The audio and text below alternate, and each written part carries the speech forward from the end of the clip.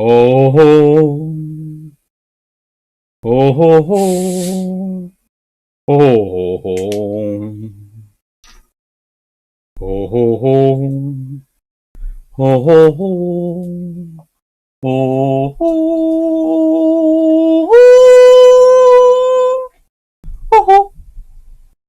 ho ho ho ho ho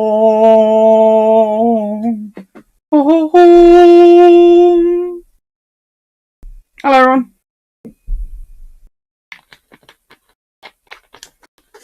Now, as you can see, I'm playing around with the microphone.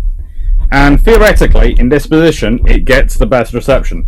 But it does mean it's sort of dangling up there. But, you know, that's always fun.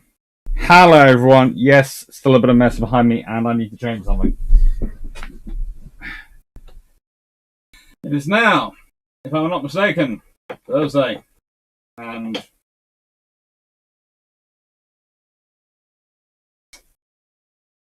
somewhere in here, there is a 9.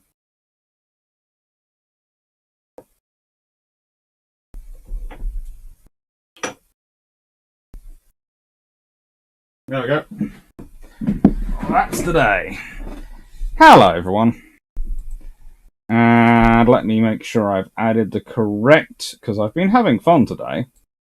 As you might have realised, I had scheduled two things in the two videos in the wrong order, and I went, oh, that's not what I wanted it to be.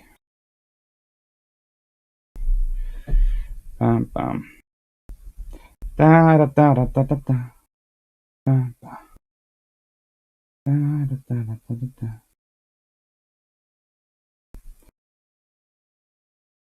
I have to go to a few things. How's everyone doing today? I'm sorry I am taking so much time to organize this, but I'm making sure it's right, because so far this presentation has paid me up more than any other presentation I've done. So I want to go bum bum. Da da da da da da da.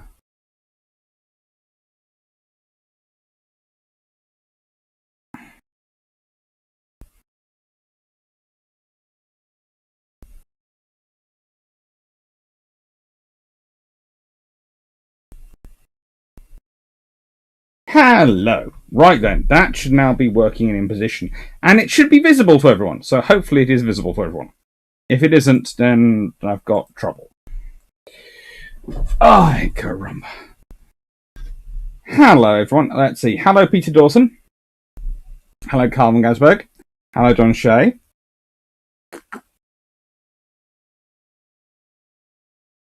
Hello Carl. Hello Sadmiral. Hello Rick Dosava. Hello Dope Squad. Hello Shumi. Hello DG40. Hello Matthias Slavic. Hello Bill Schwidt. Hello Shane F. Hello Tisra. Even I would like it if you mentioned the Malta class in relation to enhanced concepts influence or did not post-war development, or if there would have been any good post-war carriers. I will be talking about them. Because mostly what the RN is trying to do is trying to make its carriers as close to them as possible. Carmen. Okay, thanks, Doctor. Hello, Greg Starsky. Hello, Carl Gasberg. Hello, Agnes Flo. Hello, everyone. Basically, hello, Greg Starsky. Vision. Hello. I did try and put a video in here today. And that basically broke XSplit. I did try and get another YouTube video to play in this, because there is a very, very good video which I've put a link to down in the description, which is a great little video showing some of the stuff I'm going to talk about.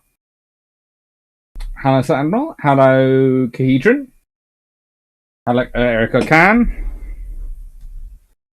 Hello Andrew Bend. Hello Jane Worth. Hello Carl van Gasberg. Hello Bart Foster. Hello Stafford Thompson. Hello Kilo 19. Hello Avian Prize. And hello Brainy Smurf and Melanie 1640. Now, also, I have to give an update about another one as well quickly. So if I just quickly open up and make sure I get the slide from that up, I can make the announcement about that while I'm doing this. And I think you'll enjoy the announcement about that. Now, oh, thank you, Osprey28. That's very kind of you. Thank you. Now, there is a reason why Dreadnoughts from the Wild World hasn't appeared yet. And it's going to. In fact, it's going to very, very shortly. Probably tomorrow now. And the reason it's been delayed is because of some extra work I've been doing for it. In that, because it got delayed, I then started thinking about it more. And once I started thinking about it more, I had some ideas. And, well,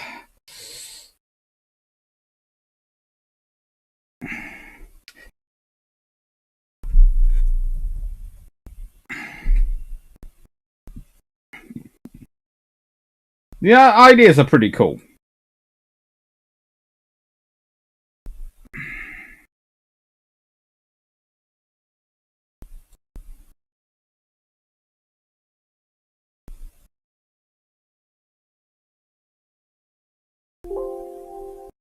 And I'm just going to quickly flick through them, because that's the top one's today's presentation.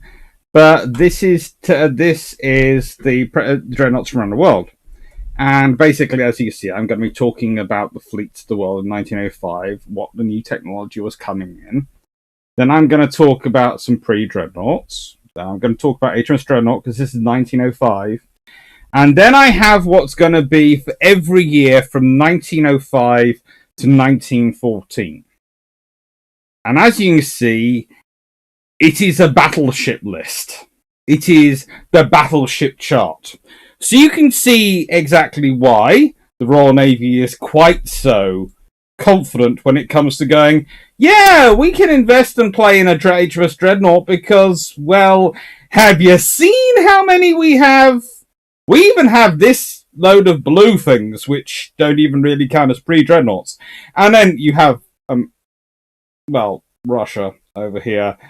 America here, and it gets quite interesting as you go through the list. So that's why that's been delayed, because I've been checking, double checking, and treble checking my figures so I can talk about that.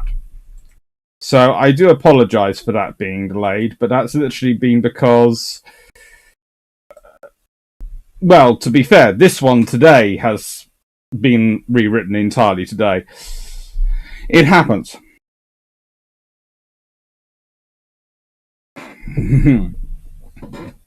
That's Headley. Agnes Flo is my wife's name. I'm Aegis Flo. Sorry. I read it as Agnes for some reason. Hello, Dan Freeman. Thanks for observing. And Jeff Wheeler, hello.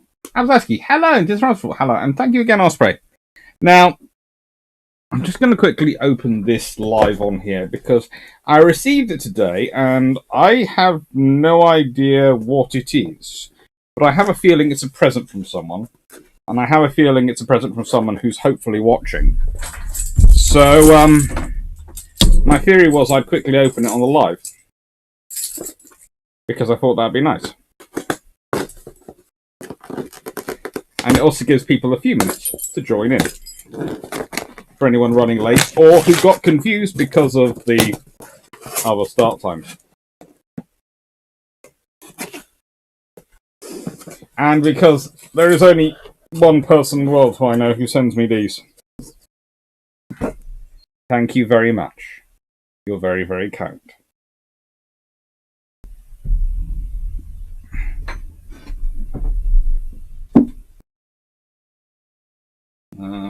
Put that there. It'll be safe there. That's out of... Is that out of hand flinging range? That's out of hand flinging range.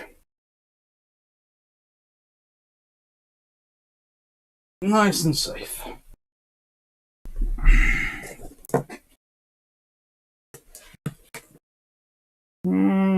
No note.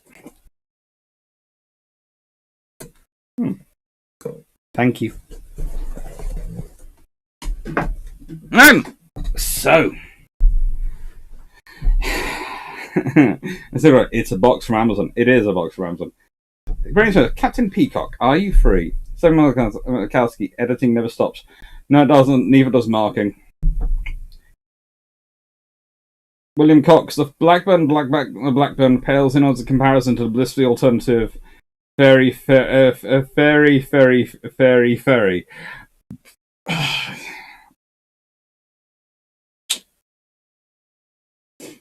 Right then.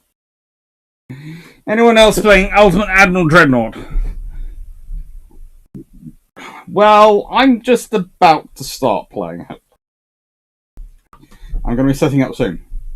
1901. That's the special limited edition Iron Brew when they were doing in glass bottles, the original. And these bottles, as you know, I'm saving them all and turning them into a display in my office. So the bottles are really special. But to be honest, the Iron Brew inside is even more special.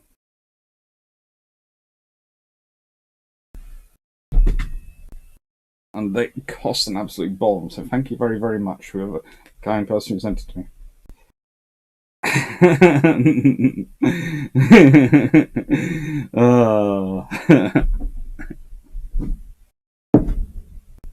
Alright, that's Sean Mack. Why did British keep basically every ironclad they ever built until Fisher came around? Fisher didn't even really begin scrapping them. This is gonna be an interesting thing. They're just gonna keep on being there. The sheer amount of pre-dreadnought battleships that the Royal Navy has going into World War One and serving through World War One is quite immense.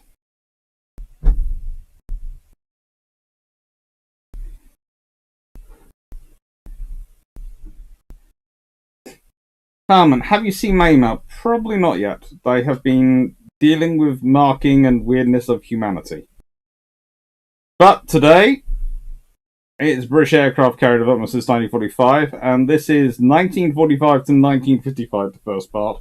And honestly, there is part of me which wonders if we'll get through more than this, because so much happens and so much important stuff happens.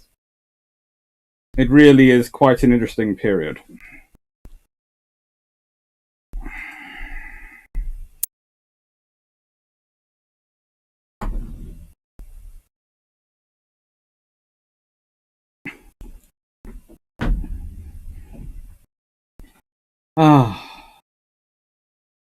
But it is some very, very cool history.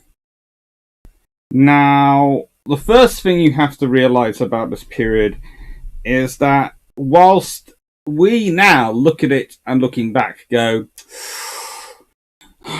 Britain's past her peak, she's, on a downhill slope from there, America's surpassed her, Britain's got no more power. People say all sorts of things. That's not true. There is a rising cost of other things, and the money does get focused on other places, but Britain always finds the money when it needs the money for what it wants to do. But also, just because that's how we perceive it now, looking back, maybe, doesn't necessarily mean it's how they perceived it at the time. At the time, there were many in the Royal Navy who would still have said quite happily, without question, they were the first Navy in the world. The American Navy might be bigger, but they weren't necessarily in use with their technology. And it's one of those things, whenever I'm reading the things and people go, oh, the American technology is better. Well, the American technology tends to be better from the American perspective and how the Americans operate. Which, especially pre-NATO, but even to this day, is not necessarily the same as how the British and how others operate. This is the aircraft which the British are building post World War II. Firebrand. But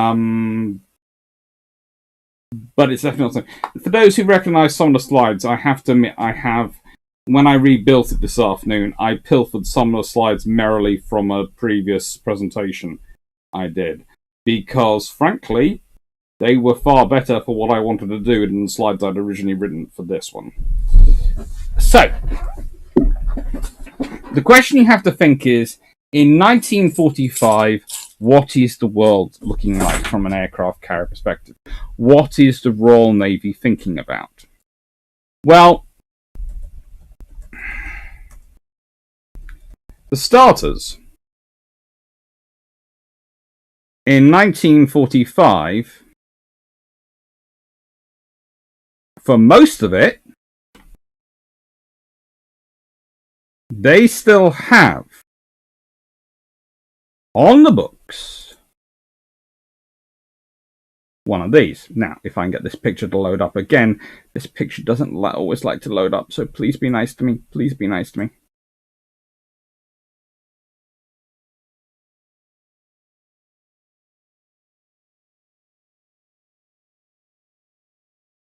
Please. When I practiced this earlier, it didn't like it.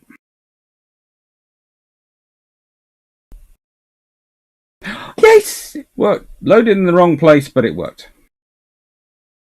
Okay. So. This is what the Royal Navy's thinking about. And they're not, the last two aren't cancelled till December 1945. So in 1945, this is what the future of the Royal Navy looks like. Deck edge lifts. Notice them? Two of them. Two centerline lifts, but two deck edge lifts, so pretty darn potent. Yes, she has the armored carrier style weapon, defensive weaponry, but that's not necessarily a bad thing.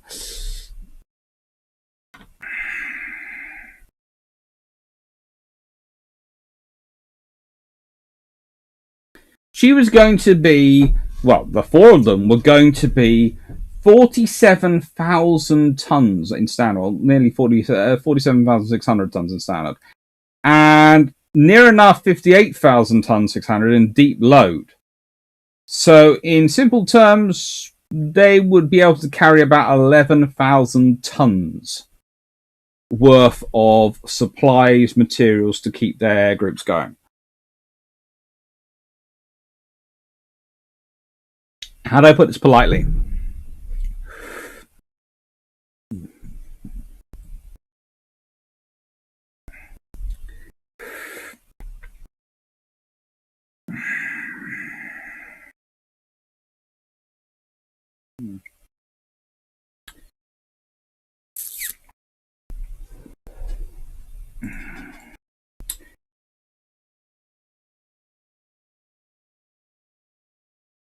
And this is where I really have fun with XSplit, so wish me luck, everyone. So I'm just about to load another data-heavy picture up. Whew, it worked. So here is the way that you can make it really work out how big the Malta class was. The Queen Elizabeth class, the brand new ship, of course, is 65,000 tons in standard, and a little sort of roughly. Now, she's 280 meters long. The Malta class was 273 meters long, so this was just 7 meters longer than that. This is how big we are talking about, okay? The beam on the Malta was going to be 35 meters. The beam on the and that was at the waterline. On the Queen Elizabeth class, 39 meters. So she's the Malta class are a little bit slimmer.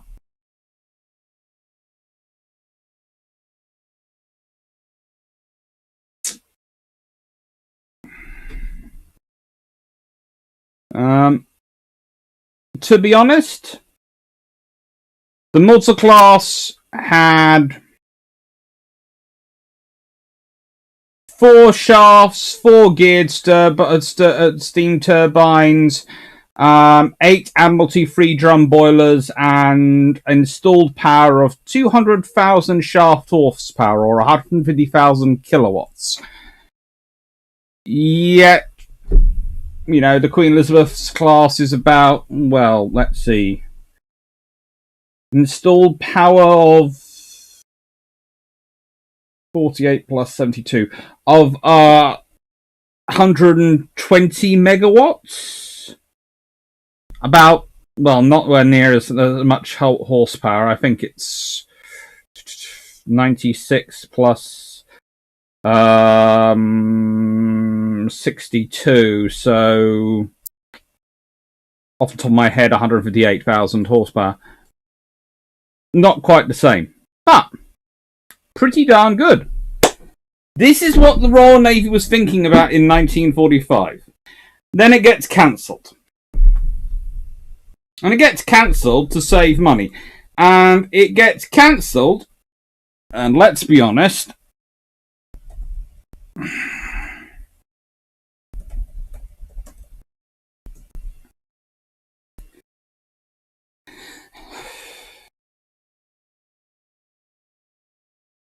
it gets cancelled by Clement Attlee's government. And the reason Attlee cancels it is because he's hoping for peace. He hopes there's going to be peace. That's his plan. And he thinks he can save money by cancelling the Malta class. Now, there is an interesting question which comes back, and here is the facts about the Malta which really matter. They were designed to be able to have 80 to 108 aircraft, and they had 2 catapults. They had 4-inch deck armour. They had a waterline belt of 4-inch. They had 2 to 4 inches on the bulkheads. They had 8 twin 4.5-inch dual-purpose guns. They had 8 sextuple and 7 single 40mm Bofors guns. They are massive, big, powerful ships as aircraft carriers. They're every bit the British counterpart of the Midways.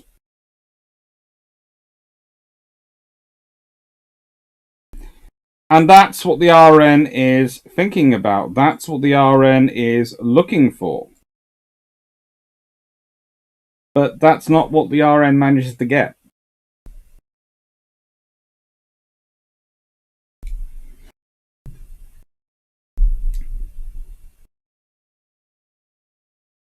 Money Cigarette, what's so special about the brew inspired? It's the, for the 1901, it's the original 1901 recipe of Iron Brew. When it was a health drink. Carmen, please look for it. It's for the Bill Trump podcast on Type 83 Dracolite. We're recording that this week on Saturday morning. So yes, I've looked at it. Gotcha. No, this is the rebuilds in the 152 carriers and the 1954 carriers. And no CVA-1. Well, you see, the thing is, honestly, if Britain had got the Malta, they probably wouldn't have needed CVA-1. If you consider, those ships are so big, so powerful, the amount of work you have to do to make them able to take jets, to make them able to take things, and to provide electrical power is far bigger, for far less.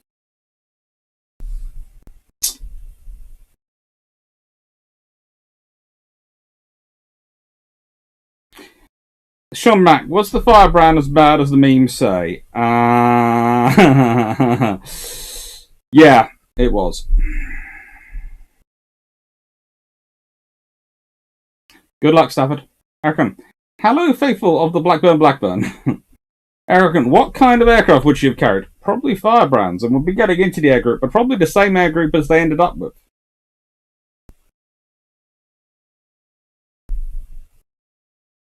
Could she be compared to the Midway class? Well, as I said earlier, yes. They were the British answer to the Midway class.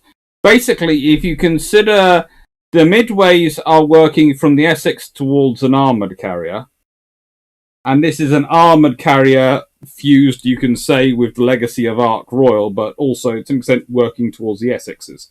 They're both working towards a common goal. Because if you don't have the treaty limitations, why build a strike carrier and a fleet carrier, or a battle carrier? Why do that? Why not just build a very large carrier which has the armour it can carry over with the fleet to be a battle carrier, but the firepower it can be a strike carrier?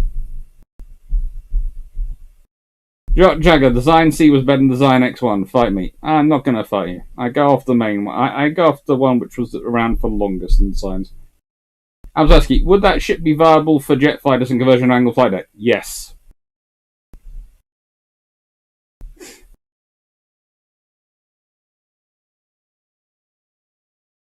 Scott, the Malta class was a bit slimmer. You calling the Queen Lizzie fat? Yes, she is. But she's fat in a good way. She's got curves in all the right places. That's what you want from your aircraft carrier these days. This round QEs are just updated Maltas, aren't they? Brush the dust off, make bigger. There is certainly an argument from that hull shape. We'll get into that. How useful would the ice carrier be today? If you could make the Habuka, it would be a very interesting aircraft carrier. 471. The one area where X1 was superior to C was the more advanced machinery, but aside from that, I prefer seeing everyone away. How long till you drink it? Ooh, I'll be saving it for something special. Also, debt being 250% of GDP after the war was probably a fairly significant one as well. Attlee also had several other priorities. Yes, he did, and I agree that he has many good priorities, and I'm not taking them apart at all. But the thing I would say is this. He makes the decisions, he keeps going with these ones, especially the light fleet carriers. And in part, that's because they believe they can sell them to other nations. And in part, that's because they're considered cheaper. But I think it would have been better to sell off these and continue to build the Maltas, because I think the Maltas would have been a better investment for Britain.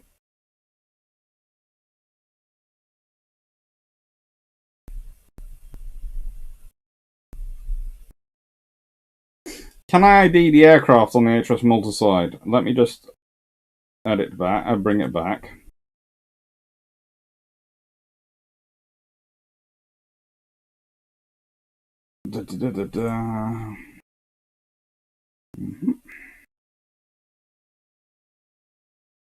Now, I am not quite sure. I tried to look up exactly who put this picture together, because it appeared in a web article and I'd saved it a while back and I used it, and I'm still not quite sure. But it's a good one, and one I liked. You have got the various types of aircraft which the Royal Navy was experimenting with at this point. You have some of the twin-engined. Oh, let me look it up. I have the notes all in front of me. Why try and do it all off the top of my head?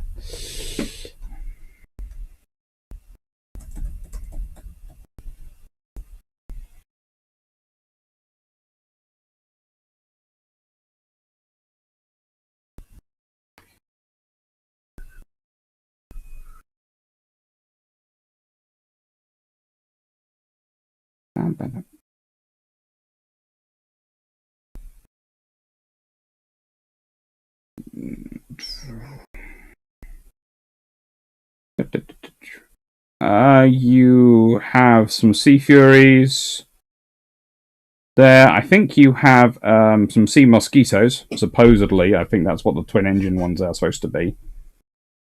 And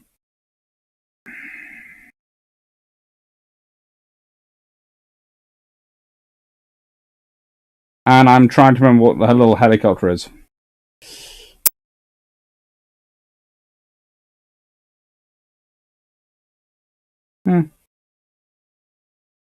I wouldn't be surprised if that is a Dragonfly, I think. Western Dragonfly. I think the helicopter is supposed to be a Western Dragonfly. Yeah. I think there's some full Mars there as well. A nice mixture.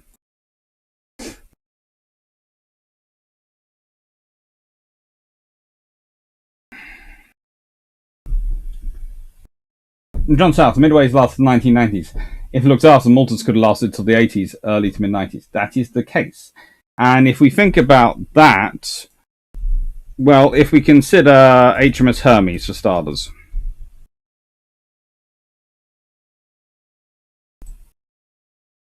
HMS Hermes displaces about half the weight of a Malta.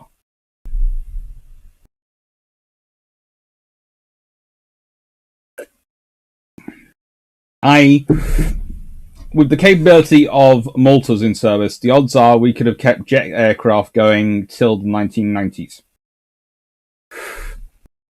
We might not have had the whole CVA-1, have to have the CVA-1 decision or anything like that. We could have kept them going, 2 or 3 Maltas, for most of the 19... they would have been brand new, probably into service, finished building in the 1950s. So that means they would have been in service till the 1990s, 1980s, 90s, at least 30 to 40 years. It would have been a very different Royal Navy.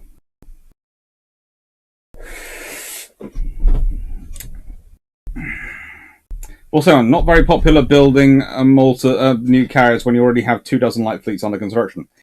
That is the problem, and as said, I would have thought you could sold them off, but they don't. But as you can see, we sell off quite a lot of the Colossus class and quite a lot of Majestics class as well. And that is the thing. As fleet air arm and naval aviation goes, Britain is pursuing a policy of getting others to pay for its development. It's pushing ahead, and it is producing a lot of naval aviation, a lot of technology, a lot of new developments in naval aviation, and it's doing it mostly by selling off the legacies of World War II. And the biggest legacies are the light fleet carriers, the 1942s, which are, of course, evolutions of HMS Unicorn, which was designed by Admiral Henderson. So, Sea Hornet as twin-engined, yes.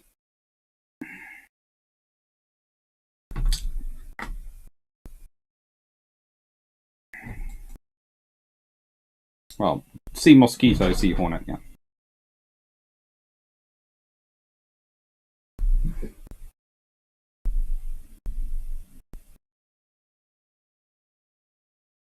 This transfer, I always feel bad for the Argentine Air Force. The ones who thought it was a stupid or bad idea and locked out of planning and basically had to carry a war. I do too as well for them, but I have to say, if they'd been up against a couple of Malta class with appropriate firepower, it could have been a very different war. Because if you think about it, the Audacious class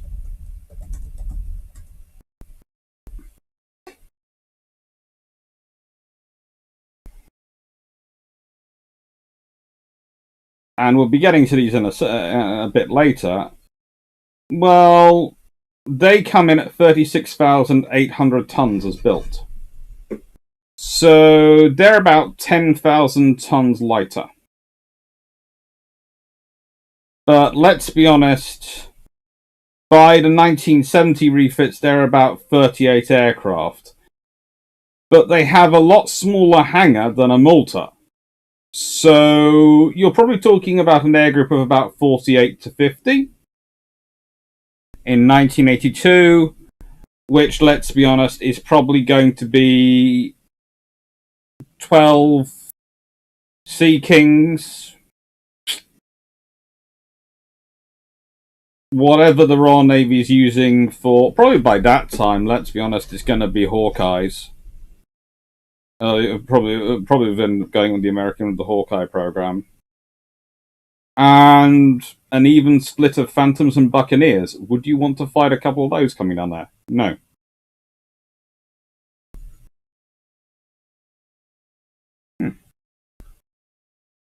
Hey Dawson, I've seen the slide before. There is a good list of aircraft given by me earlier. Helicopters, Dragonfly. Thank you.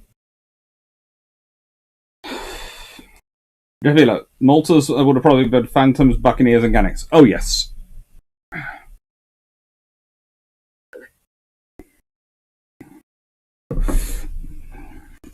I'm not sure if the 1980s Maltas would have had Gannets. I'm not sure. The Gannets might have been got rid of by that point. Might not have been. God, Giant. Sea Hornet, Twin Engine, Spearfish, Sea Fury, Western Dragonfly. Yeah, but the RM would have had Tomcats on the Maltas.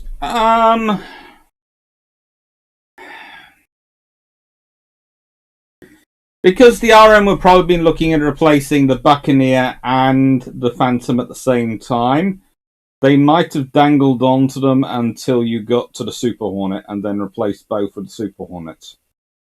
Maybe. Would have been interesting, though.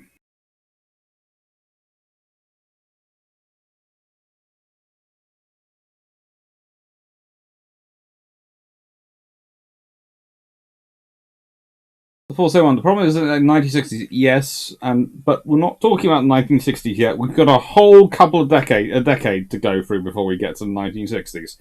There is a lot of stuff to talk about once we get to the 1960s, but that's jumping a long way ahead of where we are at the moment. Could the Audacious have been cancelled or sold to pay for the Maltas? Yes, you could have done. Right. Didn't the last of the Essex hulls could be claimed with post-war improvements? Yes, there were some hulls completed and kept in service. If the RN had coupled multi-class, I doubt the Argentine military junta would have risked invading Falklands. Probably just tried to grab some of Chile instead. That would have certainly been easier. Good Jagger, there was an improved AEW Gannet proposed. There was an improved Gannet proposed, I do know, but it's going to sound strange, but the main reason the British were keeping with the Gannet was because our carriers were smaller. If you have a bigger carrier as your base carrier, and 10,000 more tons is a lot bigger base, and that's before you put on the angled flight deck, etc. Yeah, it could have probably used the Hawkeye. AdFab, knowing the UK and AWACS would have been a Hawkeye of an overpriced British radar. Bingo! I think you've got it right there.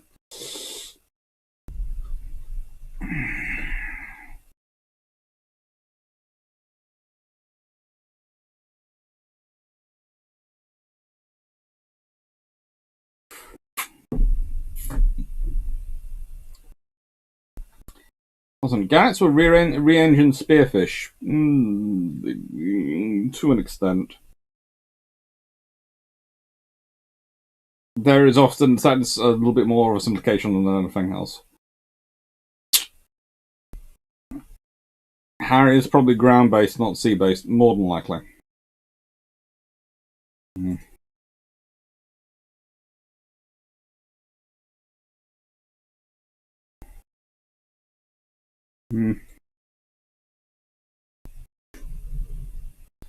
What's interesting enough about the Audacious class is that, frankly, their successors just kept getting cancelled.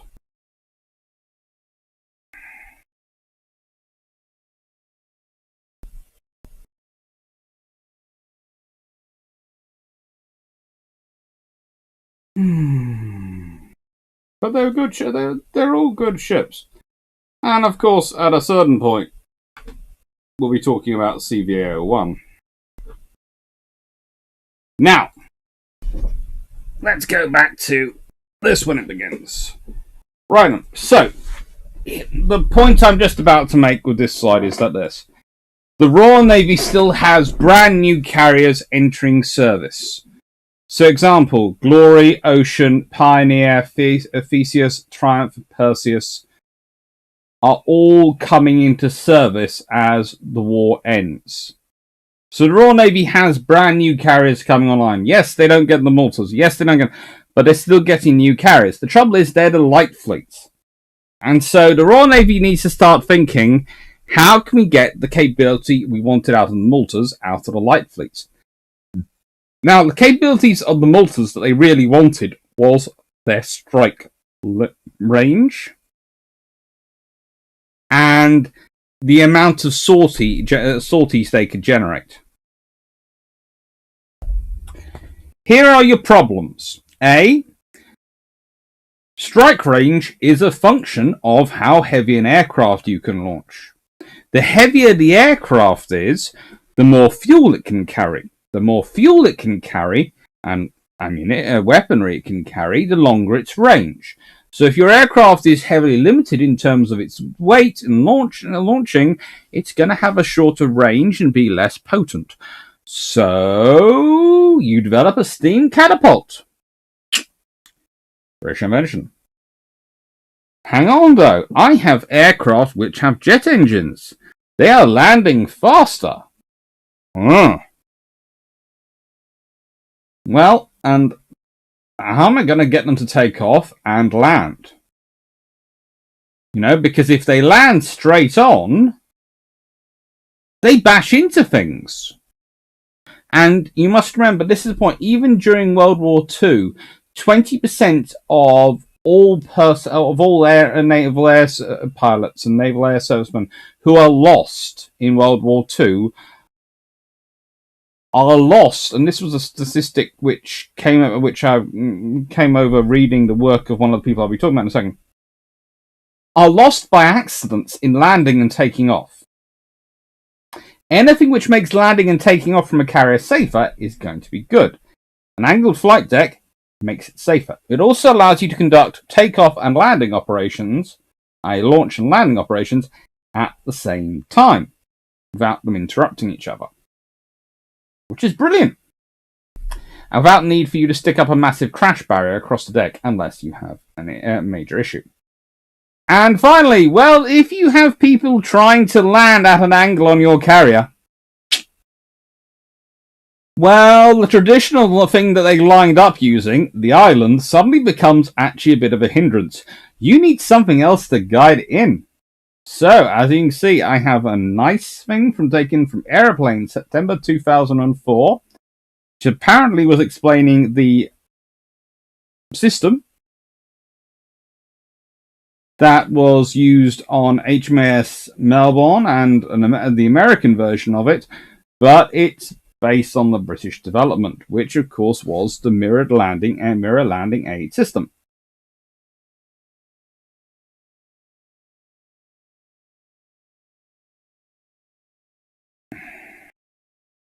Now, as you can see, a light source projects lots of lights, well, a meatball of a light onto the stabilized mirror, 160 foot in front of it. The source consists of 4 lights so that a defective lamp wouldn't hinder operations, i.e. one lamp goes down, the other 3 will keep going. The angled mirror reflects the light along the approach path of the carrier. When the pilot is at the correct approach altitude, the meatball will align with a line of green datum lights at the midpoint of the mirror. Anything off, and you sometimes have too high, you also can have ones which are to the left or right, so you can see whether it's closer or not, tell you you're wrong, and allow you to angle in your approach perfectly. This is all about making operations safer, which allow you to keep more aircraft operating long term. It allows you to keep more aircrew, which allows you to attain a higher level of operations.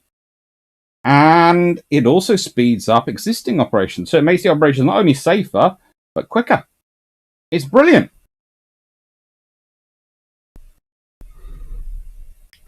Shomak, how can you improve on God? There are many, many ways. I presume you're talking about the joke about the Gannet when a poor American pilot intercepted it and just didn't know what he was seeing, so just reported, "I think I found God," before anyone complains to the Vatican or something.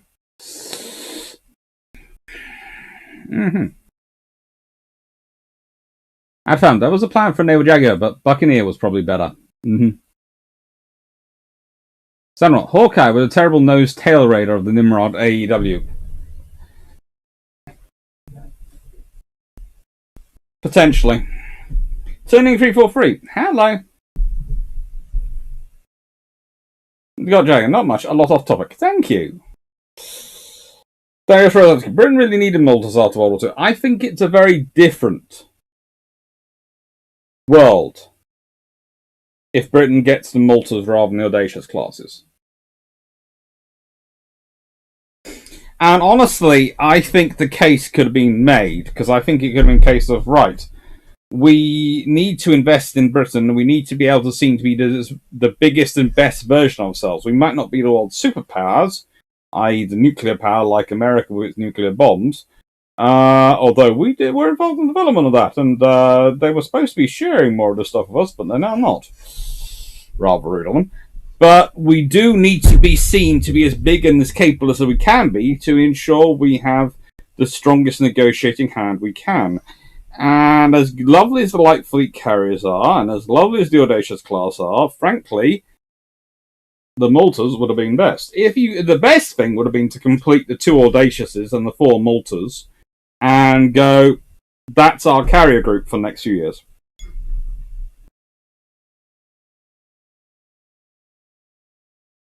Fight me. And then, frankly, that would have been quite scary for anyone to try and take on.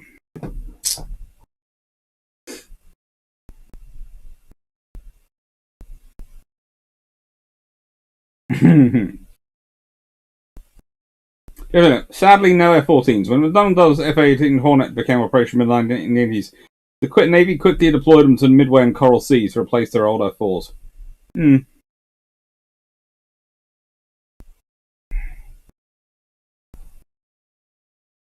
I thought, what's wrong with Pioneer? 10 years old when scrapped. Why not reserve? Well, she'd been completed as a support carrier, and they honestly decided the cost of making her into something else was too much. They were already working on other things, and she's a wartime build. And you have to remember, the light fleet carriers weren't actually built to have long service lives. The whole point was they were supposed to be rapid wartime production that, once built, would serve, gainfully, for 5 to 10 years. Sorry about the bomb. If POTUS I would have shared. There's a bomb? Yeah. About nuclear. I know. Well, honestly, I can understand why the Americans didn't. They had a shiny new toy which made them the world's #1. I would have kept hold of it if I'd been them as well. Hello, W. Hello, Was. My dad was on Censure. That's cool. And Fab. The ways the UK military procurement would mean UK radars. Yes, it would. Generate RNA inhibitions post-war. Angled decks, steam catapults, and mirror landing decks. Band emotions. Flexible flight decks for planes with no landing gear. Oh, yeah. There's the video of the flexible flight decks, which I'll be talking about in a second for a bit. I haven't got a decent picture of. That's because there is no picture which really shows what a flexible flight deck is like. However, there is a little video below. A link to it. It's about 5 minutes long, so if you really want to see it, I'm going to be talking about these bits for a while. If you want to quickly dash off and come back, you're more than welcome to. The link is just down below. Okay.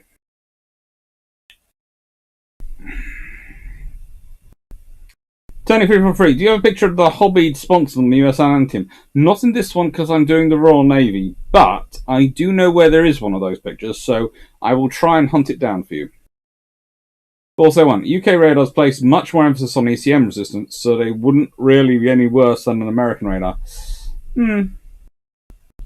I've heard, did the US Mirror Aid reverse the UK engineer the UK system just because, much like the Batman system?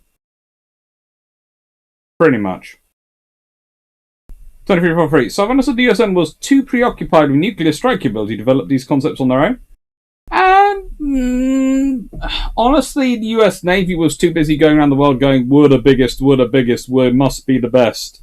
and suddenly going, how did the British get the first jet flying on an aircraft carrier? The British get the first. There is a period in the late 1940s, early 1950s, where the Americans are going, what the frick are the Brits done now? What? Huh? Honestly, I think the most happy nation in the world when we got out of the Catabar carrier game was the Americans, because they stopped having to deal with what have the crazy Brits done now that will be copying in a few years' time once they've perfected.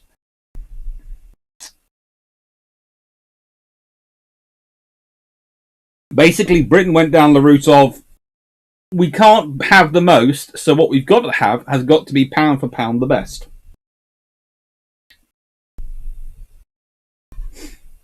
God Jagger, you've described Hawker Siddeley P139 and it was best. I have talked about Hawker Siddeley P139 a few times. I like them.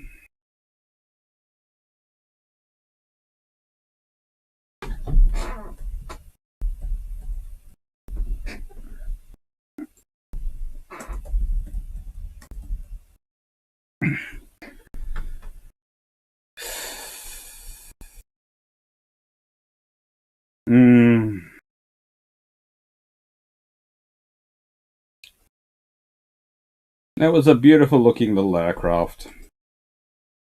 I will put it up.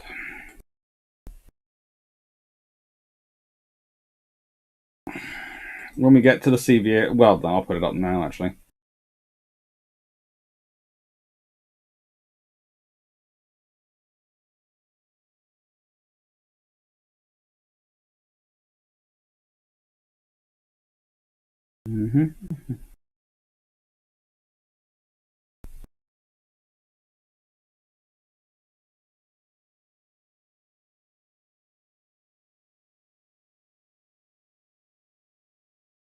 Yay, it's popped up.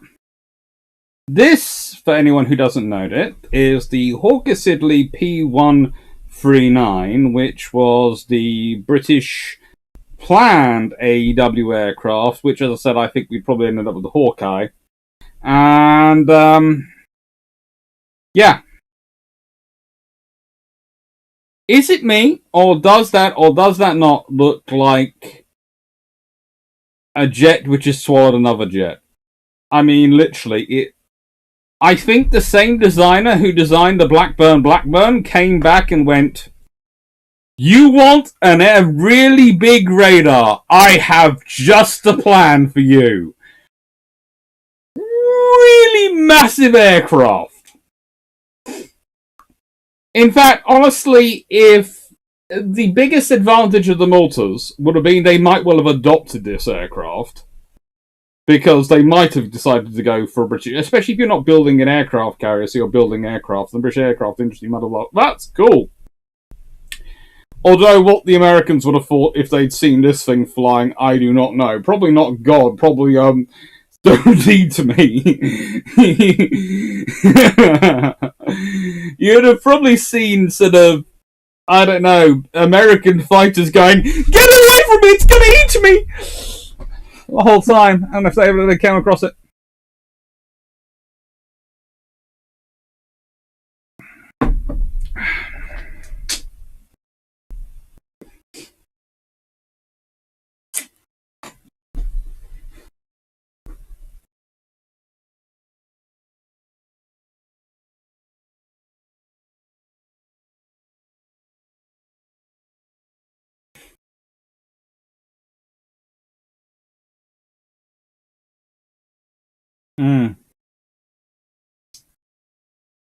There's a landing a sea vampire on a rubber deck. How does it affect the fuselage integrity after a few landings?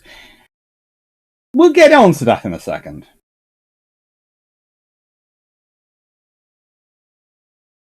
So, there you go. The Blackburn that could have been of the 1960s. I'm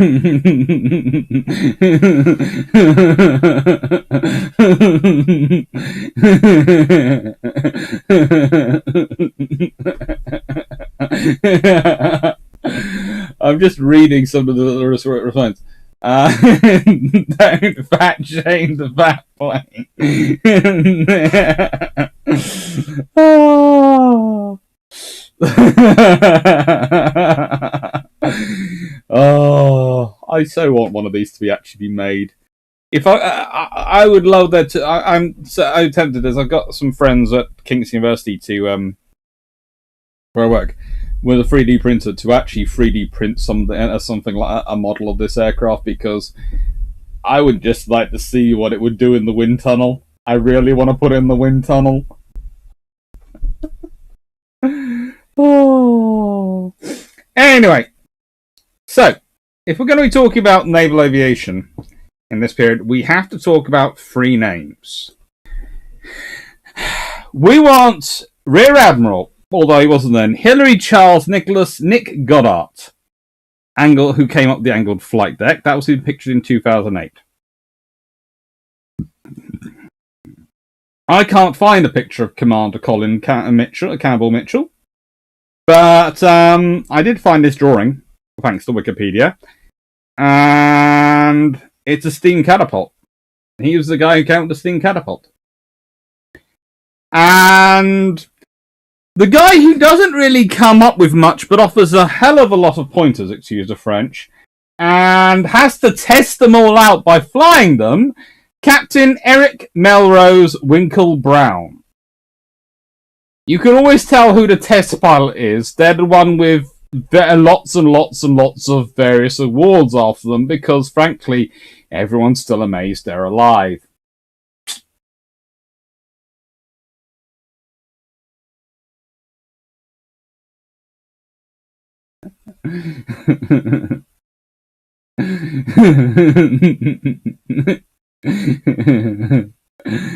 Oh.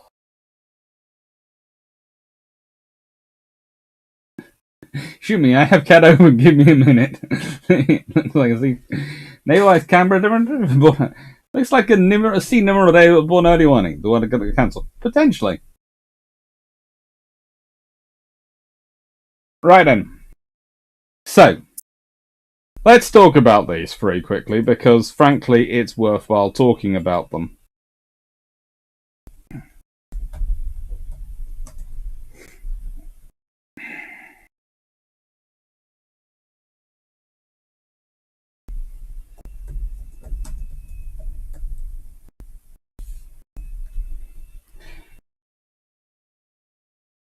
Oh, and he also invented the mirror sight deck landing. Nick Goodhart also invented the mirror sighted deck landing system as well.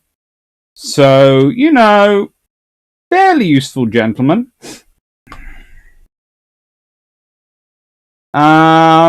He joined Dartmouth in 1933. He then went to the Royal Navy Engineering College at Keyham in Devonport. He was an engineering lieutenant and saw action in the evacuation of Crete in 1941 aboard HMS Formidable, where he played a key role in helping her survive after she was hit by two 1,000-pound bombs. He then served aboard HMS Dido during escorting the convoys to Malta and the assaults in Italy over the next 2 years. He then did pilot training in 1944 and transferred to the Fleet Air Arm. He flew a Grumman Hellcat with 896 Naval Air Squadron from the aircraft carrier HMS Amir, what was the SS Baffin's escort carrier, off the coast of Nicobar Islands, and had to ditch because of engine failure on 11th of July 1945, picked up by HMS Vigilant. Lovely V-class destroyer. He then graduated from the Empire Test Pilot School at Cranfield in 1946, and was part of the test team for the Western Wyvern. He survived 5 serious incidents, including the implosion of the aircraft's canopy during a high-speed dive. He then joined and became senior pilot of 700 Squadron, the experimental test squadron in RNAS Yeovilton, before returning to Dunbristol, Scotland, for test pilot duties there. Eventually serving at Boscombe and then the US Naval Air Test Center, Maryland. He flew 50 types of aircraft during his career.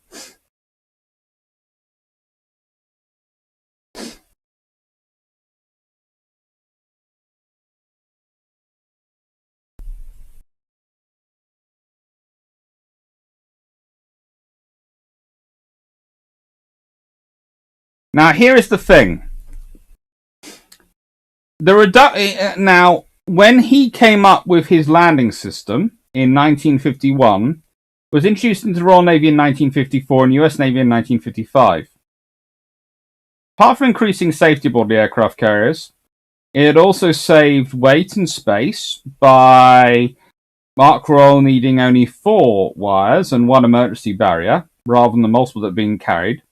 The reduction in weight and extra space allowed more mess decks to be fitted, thus reducing congestion in living spaces and making them far more palatable, which made the sailors love them.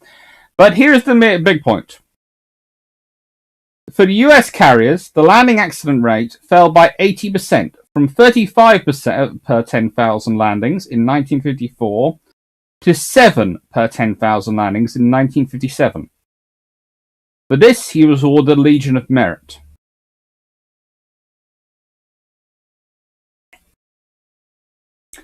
He went on to become the project manager of the Sea Dart anti-aircraft missile program,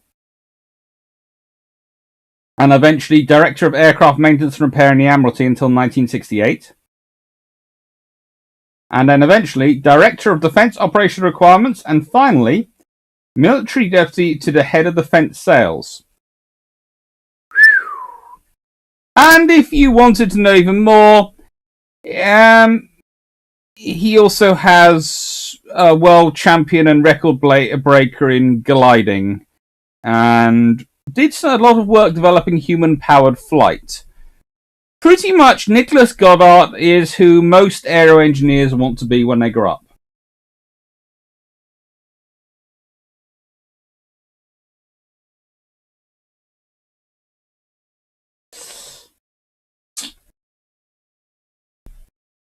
John Shane, actually, we Americans wouldn't be running because of the plane trying to eat us. You'd be asking, are you sure this is the carrier-based aircraft, or is it land-based with a hook? Possibly.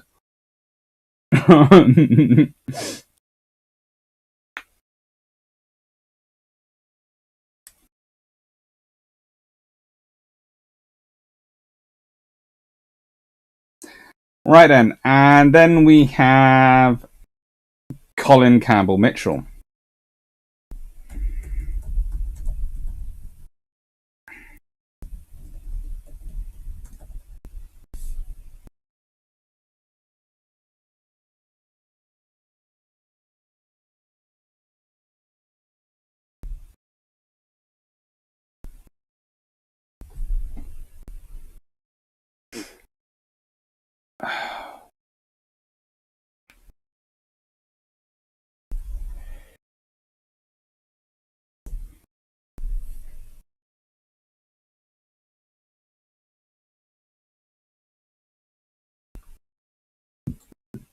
Now,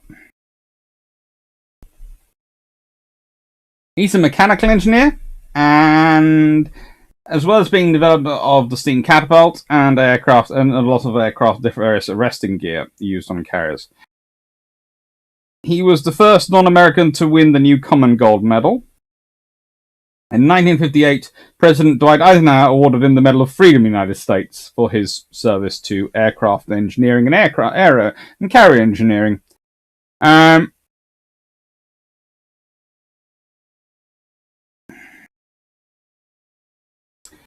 Basically, he was a civilian engineer. He worked for a company called Taggart, Scott and Co. in Loanhead, and had reached technical director in 1931. His invention of arresting gear in 1931 brought him to the attention of the Admiralty, of course. Second World War, they basically recruit him, and he serves as engineer-in-chief to the Admiralty on certain operations as part of the Directorate of Naval Construction. He was one of the investigating officers sent to the V1 launch sites, and after the war he became director of Brown Brothers & Co. on Broughton Road in Edinburgh. And he continues working on various things. basically, without those two engineers, you would not have had modern naval aviation. Yes, a lot of people working on them, but these two are the ones who lead the teams and get them when they do. So we might still come up with the same ideas, but it would have been years probably later. And that's very egotistical to say, I know, but and there are people who come with similar ideas. Most of them seem to be slightly later than these two. Who pushed them forward and get them through. Now, maybe if they hadn't been there, someone else would have come over, but they didn't. So this time, it's these two.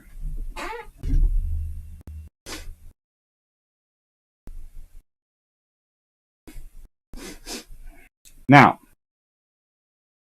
Eric Kaufman, online officer hours, got to run. Take care. So, that then brings us then to Winkle Brown.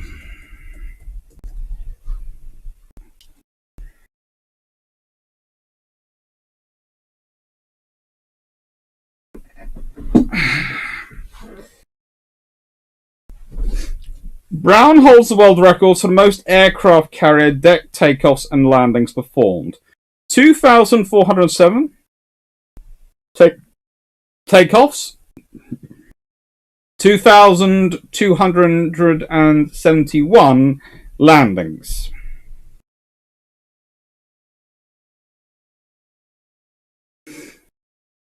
He was the first to land twin-engine aircraft, tricycle undercarriage aircraft, jet aircraft, and rotary wing aircraft. So, yeah. He unfortunately died in 2016, but, you know.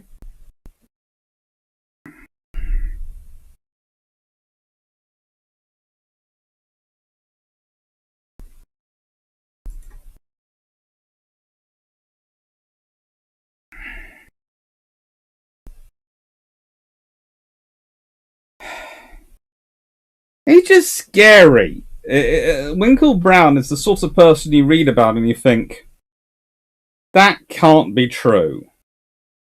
No one can have done all of that. And yet he did.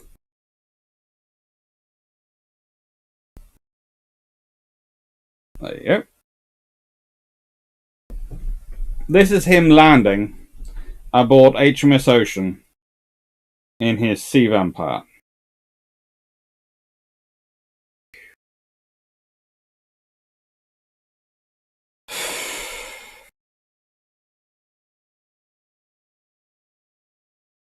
No room for error on that one. Jimmy, question: what scale should I make the Hawker Siddeley P13 and 9B? Let me just look it up for you. I will get the settings for that. Okay.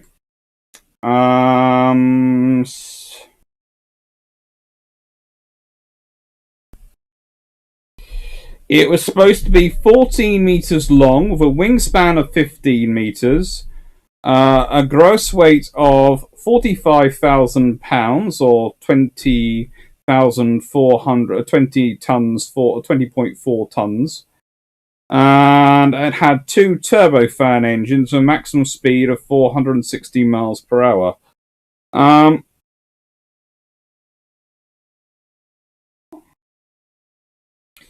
And it was literally going to have the radar as was going to be installed on Nimrod maritime patrol aircraft.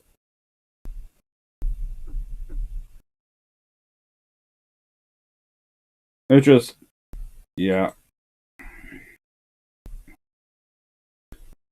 It's a special thing. It is a special thing.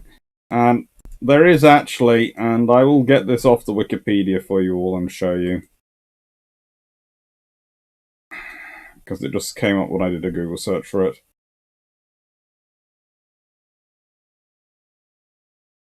There is a picture of a model. Not sure to what scale that is, but There is part of me which wants to say cute. There is part of me which, frankly, worries.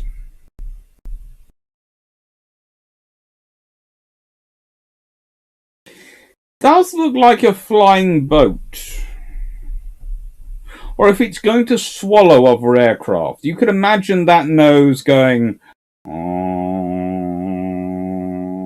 you just sort of, the aircraft just being drawn into a sort of black hole before it closes.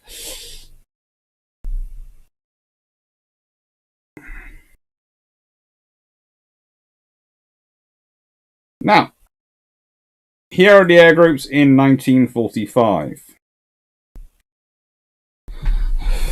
to about Korean War. You have Supermarine Seafire still aboard. Oh, sorry.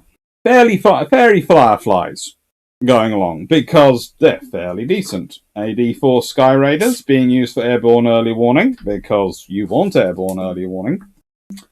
And Sea Furies because the Firebrand proved not that reliable, but the Sea Fury, despite the recent accidents, for which we have to be very glad the pilots have walked away okay, proved fairly good and reliable. And fairly cool.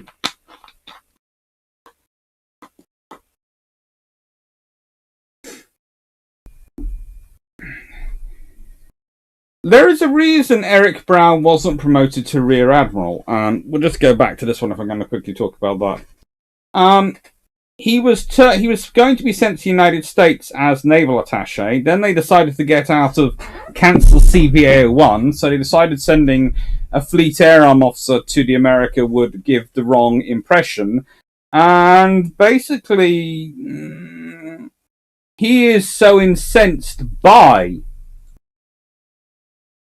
the decision on CVA-01, he sort of gets out of the Navy.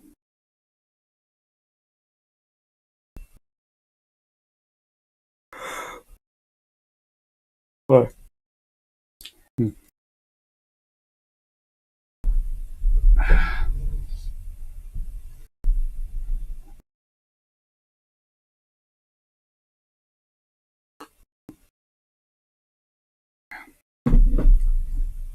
Now, there is a reason. There's a question come up, which means I'm going to flick back even further to this one. Because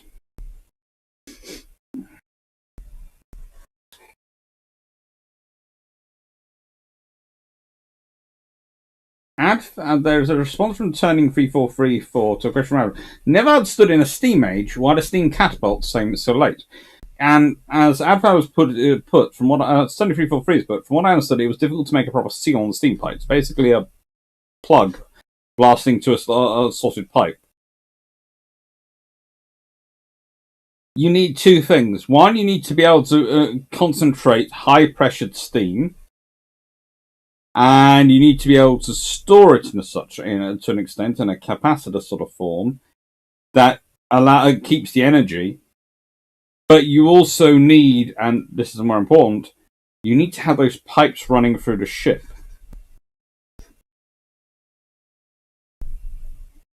It takes a while to get to that. It really does. So it's a case of you need sort of levels of technology. Hello, Andrew Campbell.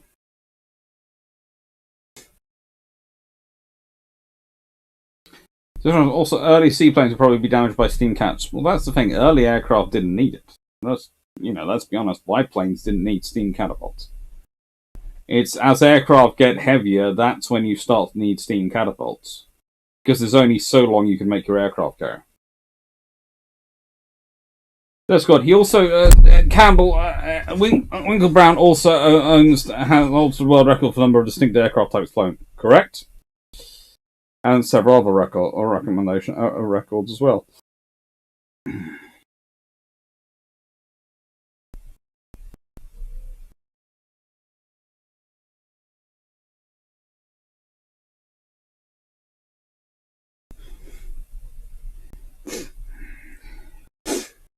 That's good. If you call the Blackburn ugly, you can't call that monstrosity cute. I wasn't really calling it cute. To be honest, though, it does look slightly better to me than Blackburn.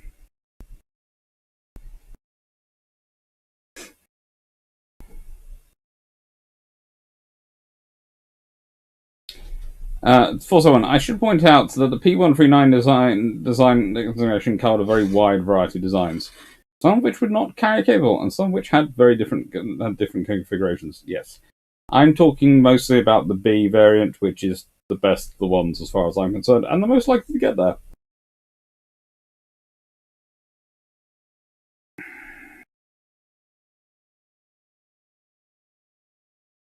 True, Peter Dawson.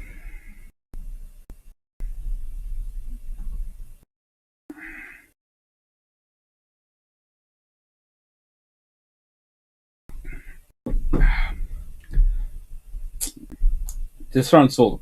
Sea Fury also had the disadvantage that piston engines were still more reliable than early jets. Well, that's one of the reasons why you have the Western Wyvern and all the others come up. Again, I would point that there is a link to an article below. What aircraft now? Well,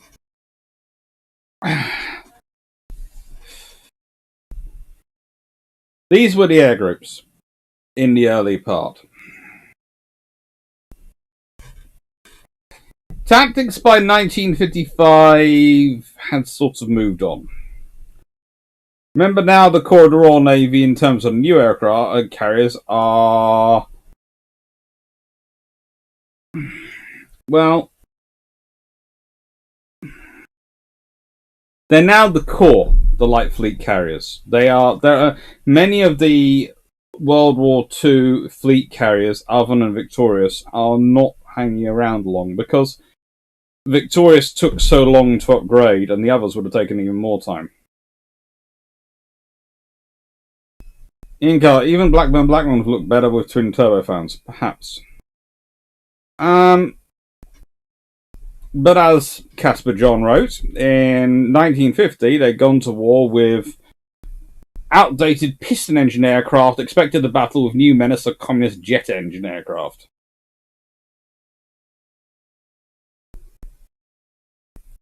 You know, that jet landing took place in 1945.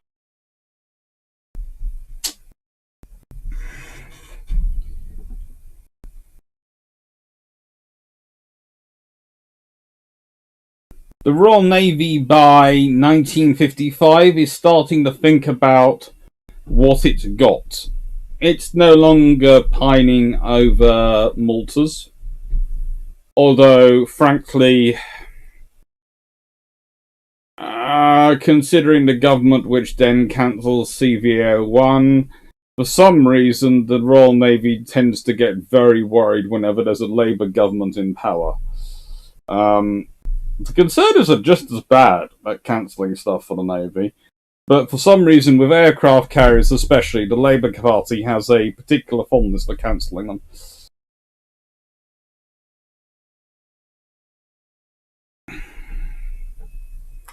Oh, was this that let's shoot them with missiles? There'll be a bunch of broken parts before they ever get in the gun range, so we can era. Yeah. This is the beginning of it. And this is happening in 1955, but also the Royal Navy at this point is starting to look to missiles because the Royal Navy is thinking, how many aircraft can we on our carriers? This is the big problem. If we go back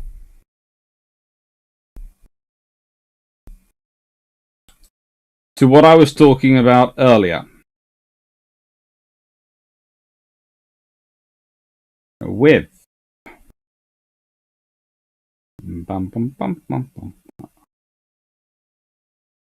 there it is.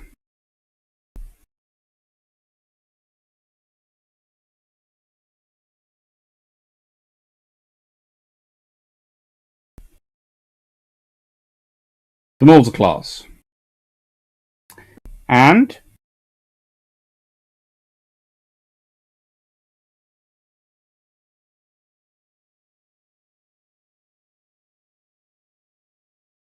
HMS Queen Elizabeth. You see, the Royal Navy in 1955 is starting to face up to the reality that aircraft are growing bigger again. They experienced this in World War II. They understood the limitations of aircraft carriers. So they're starting to look to missiles. They're starting to look at lots of options because they've got the smaller carriers. You see, if the Royal Navy had had 2 Audaceuses and 4 Maltas, rather than a host of light fleet carriers,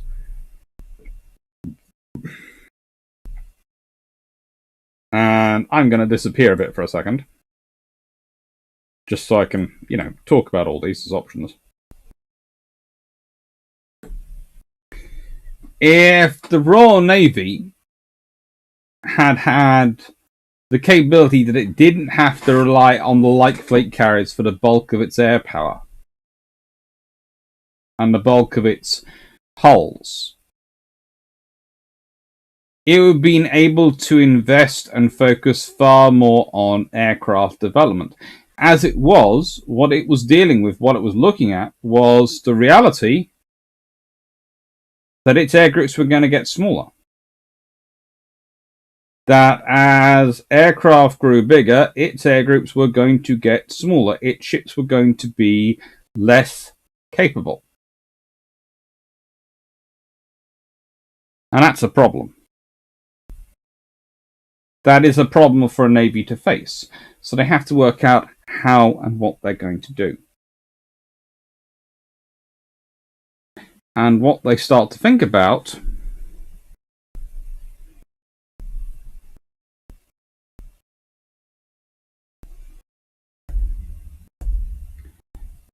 really starts to come about as a result of the Suez Crisis experience. Now,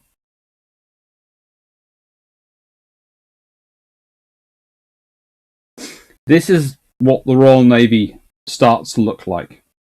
It's had the Centaur class come into service. It's got Albion, Centaur, Bulwark, and Hermes. And it's got Eagle and Ark Royal. Now, Albion and Bulwark will become LPHs. And Centaur, Hermes, Eagle, and Ark Royal will be the carrier groups.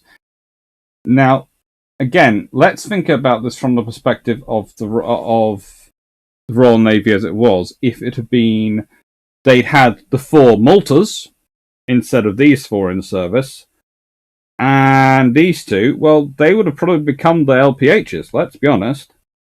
Either way, you'd have had these ships around for a lot longer. But at the moment, you have the Royal Navy trying to push some World War II emergency build ships and some World War II smaller than they were planning fleet carriers to form their fleet, form the force, sort of the bulk of the carrier force they're using. There's also HMS Victorious wandering around.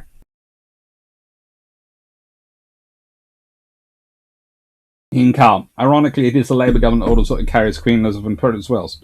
Yes.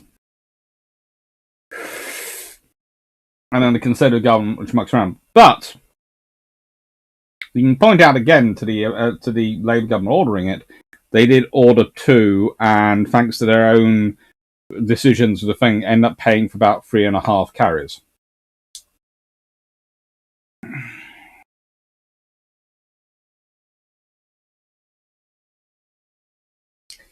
How much bigger was Malta than Audacious? About 10,000 tons bigger.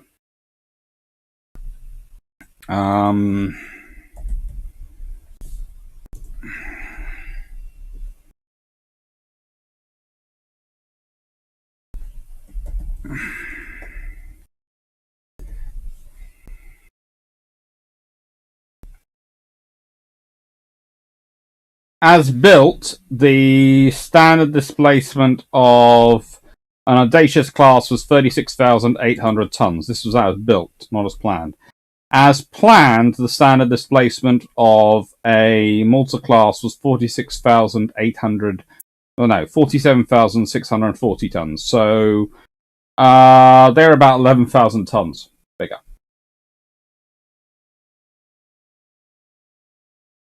Oh, Trentelenko.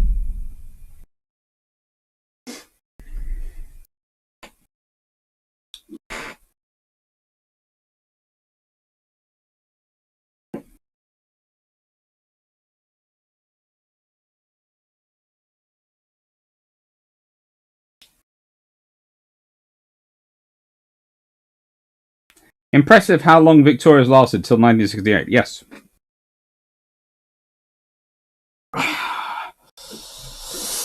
It really is fun times had by all when it comes to all Victorious. She does really quite well, though, in some respects.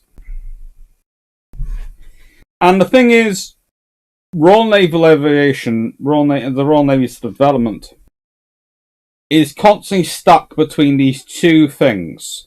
One, trying to develop and create themselves the best they can possibly be, and at the same time dealing with the constant threat of cuts.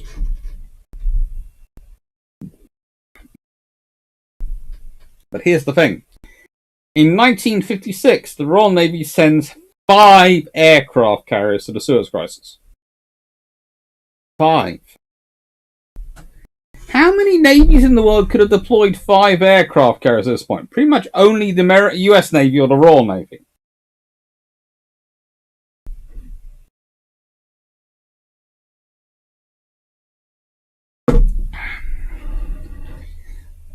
It was also the Conservative government that planned to sell Electros Invincible to Australia for the Falklands. Very true. The British government, the Conservatives, have a habit of selling off built aircraft carriers. The Labour Party have a habit of cancelling unbuilt aircraft carriers that are being built. Alzowski, Polyphemus? Why? What's the secret plan? Anyway, let's sink this we'll give up on our No. We can always hope it will work that way, but doubtful. My dad was on Victorious. I've been on it when I was 6 in the Petty Officer's Mess. Cool. That's got a video on the difference between, say, interwar and modern procurement procedures. Would be interesting. Why modern procedures seem to lead the government to overpaying every time? Well, you see, this is going to sound strange, but I would say the advantages the Navy of the interwar period had over the current Navy naval procurement, and I only speak just of naval procurement, is the Admiralty had its own dedicated civil service who were career specialists in their area, and they were heavily promoted internally, and they knew their civil service. B, the Department of Naval Constructors was very, very strong in terms of its numbers and its capability. They had their own yards, so they had places where they could do all the assembly of a ship, which meant they had a large body of experience to be able to judge costs by. So if you tried to say, well, this is going to cost that much, and they go, it costs us half that price to build it in our yards. Okay, we'll just build it ourselves rather than sending it out to tender. At which point shipyards tended to start to rethink their pricing. And the final advantage, it was a lot bigger. It sounds strange. When you are building a constant drumbeat of orders, you have far more control over the procurement, but you also have a far stronger base to draw from, which tends to lower prices because companies don't have to keep booming and busting. It's very expensive for a company to keep booming and busting in terms of production. To keep going, we're doing a development phase, and then we're going to do a production phase, and then we'll do a then we'll do a re-evaluation phase, and then we'll do an upgrade phase, and then we'll do a development phase, and then we'll do a construction phase, and then we'll do a re-evaluation phase, and then an upgrade phase. That's expensive. Whereas if you've got a constant something always in production, and a constant something always in development, and a constant something always in evaluation, and a constant something always in upgrade, it makes it cheaper because there's a consistent amount of work coming through. So companies' overheads become more constant, and it makes them cheaper.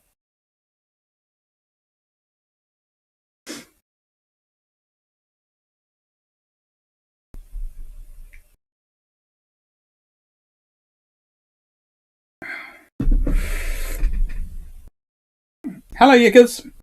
Yeah, Melanie64. Why pay for 4 and get 2 carriers when you can pay for 4 or 5 and only actually get 2? We paid for 3.5 and took 2.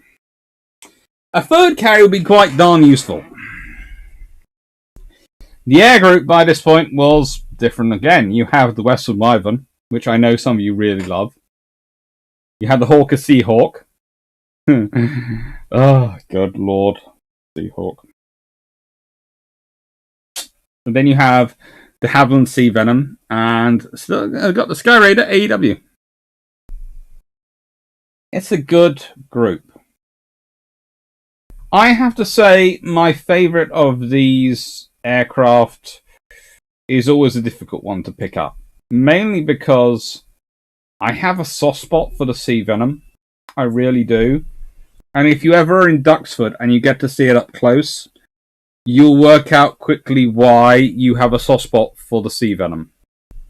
Let me see if I can find another picture of it. That will show you more.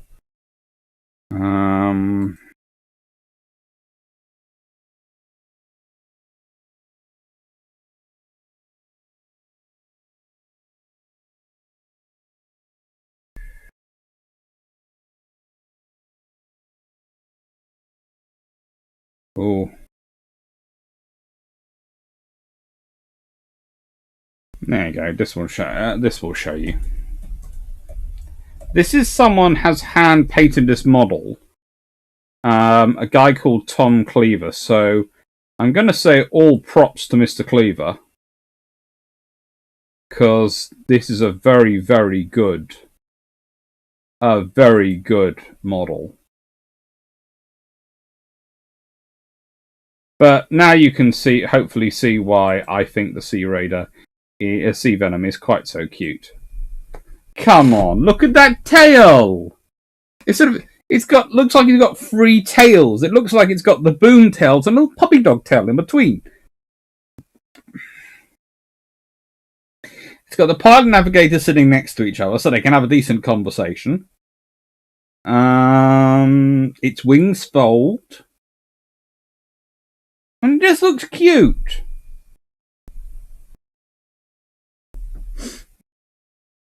AdFab, hard to show a profit as government because then shareholders want a dividend. Well, that's the point. Was the government owned shipyards? They weren't for profit. But you can only justify the government owning a shipyard if you constantly have enough work going through for them to be employed.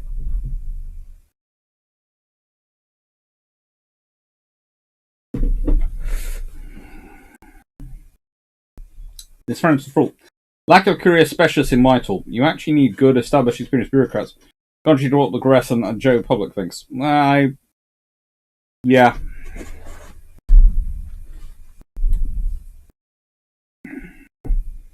It might be something you can make fun of in Yes Minister very easily, but you do need that institutional memory. You do need those career specialists.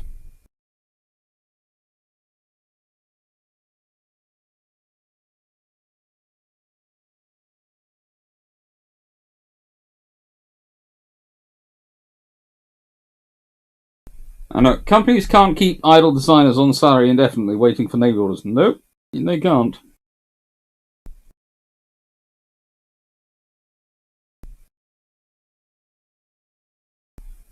Electris Victorious was unbuilt to the waterline, then lengthened, re-engined, and rebuilt to the flight deck with taller hangars. Essentially a new ship in 1958. Don't tell the government that, they didn't realise.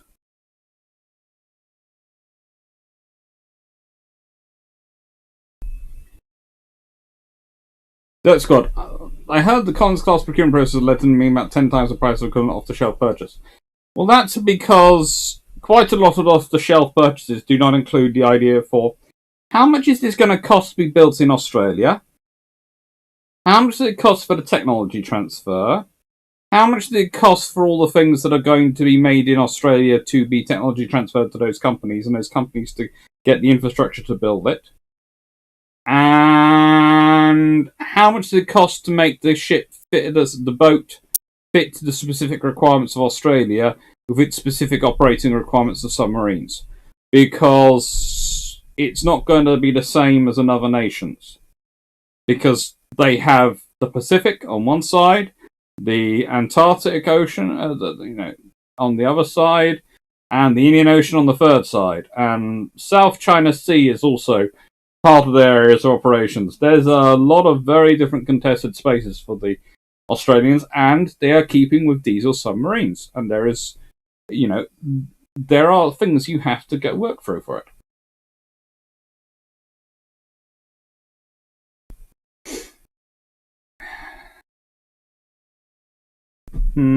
Possibly.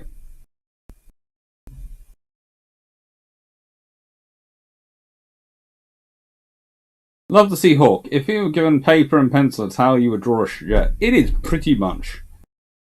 It's quite disturbing in some ways, especially for those who've seen the Supermarine Scimitar.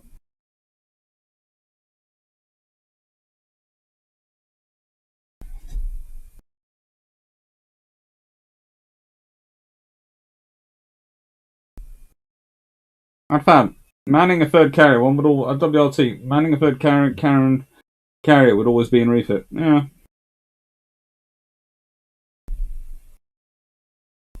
John Shake, why do I have a feeling things like this happen? Will happen when combining an A6 and a P61? I'm not sure, but it's rather gorgeous.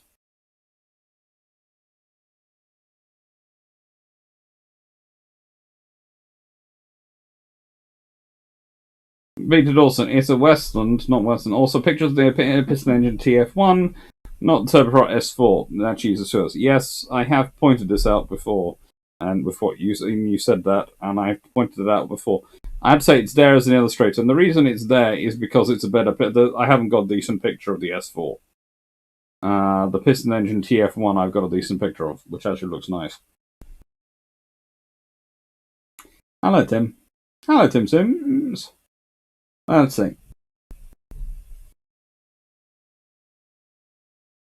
And then how much of that spending comes back in taxes via well-paid voters in votes? Finally, can they export? That's always criteria going on there. And also, a small number of vessels, which mean a number of suppliers you have to stay in business for the lifetime machine. One of the arguments the big defense primes make. It gets problematic.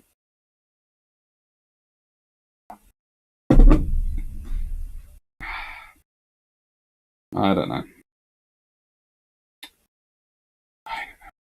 I like the Sea Venom though.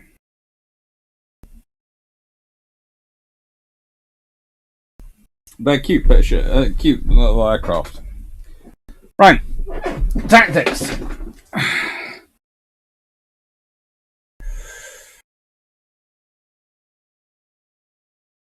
The trouble is, by this point,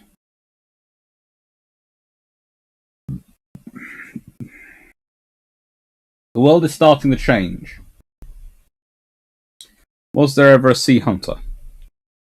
I think.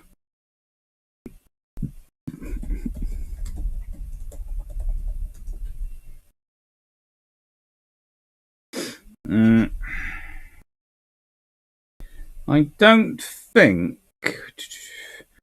I think they looked into it, but I don't think it ever got made.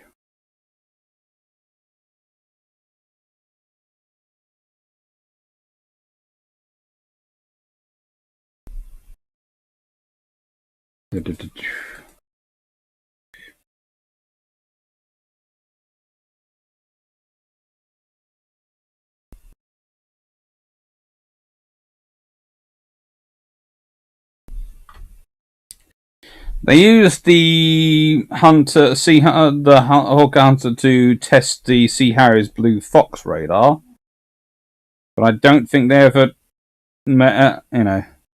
And there was one, a two-seater trainer, the T8,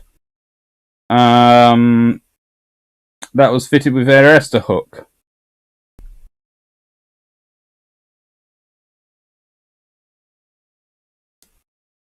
But honestly, the Royal Navy pretty much had the Blackburn Buccaneer from about 1958 onwards.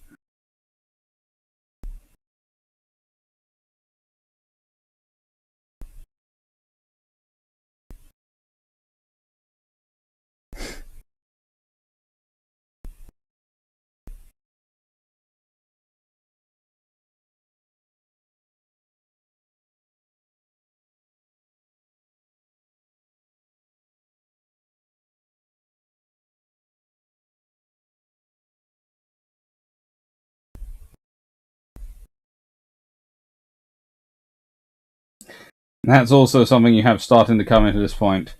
Long-range ASW, because the Sveldovs come in and then Soviet submarines start to take off, and suddenly people are going, we long-range ASW. And they do. They look into it. It comes on. We can all be freaked out by some of the later versions of the Fairy Gannet. If we go to that one, I can show you.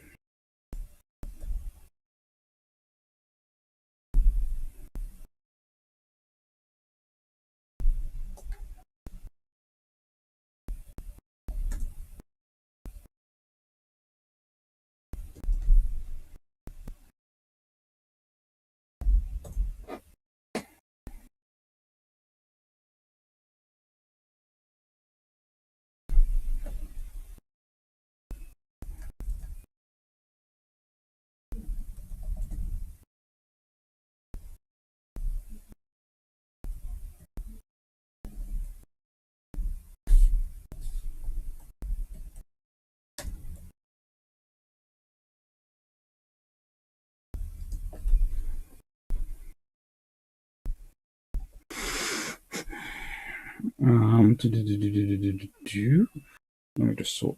Hang on, get the picture up. That would make sense. A lot more talking to myself going on today than normally. 39.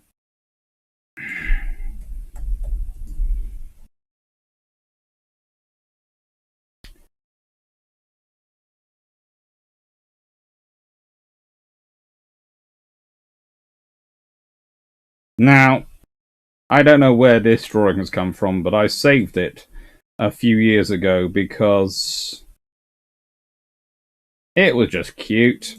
And frankly, I thought having it for comparison could be fun for something. I think it's able to be found on Wikipedia, but this is the later version of the Fairy Gannet, so the enhanced one. The idea was they could stick a radome on top of it. Yes! At which point, any American fighter pilot on seeing this would probably have... Well, I'm not sure what would have happened, but something strange.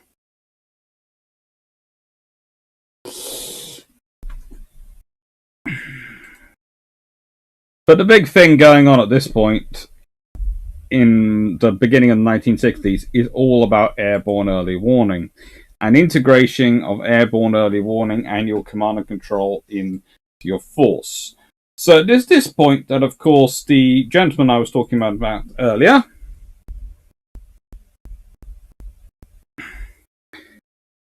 Mr. Nick Goodhart, is put on the Sea Dart project. Because you start to need air defense layers.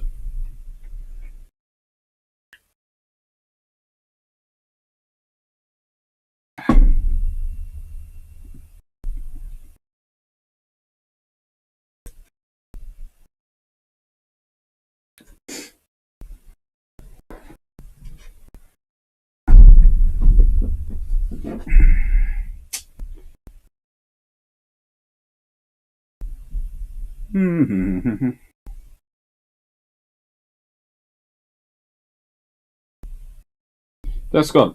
Collins class. While that is true, the contract signed apparently gave the French conglomerate who designed the building subs something like 150% profit margins. It only works that way when you're comparing it to the cost of building it in France. And that's the point. The cost of building in Australia is going to cost a lot more than building in France because, as other people pointed out, when you let supply trains, etc., trophy, really, the Australians would have been sensible if they'd, and this is going to sound weird, had kept the Collins class in production and kept building and evolved Collins entering service every 3 or so years. enough production, you keep one yard going with submarines. So you've got some supplies coming through, especially when you include the work refitting and maintaining the Collins class in Australia. If you'd also kept a constant production drumbeat of one new one coming in every 3 years, it'd have been far easier. And all they'd have had to do is buy a new design, upgrade it, and then they'd have slowly been entering into service. Also, you wouldn't be at this point now because when the Collins class entered service,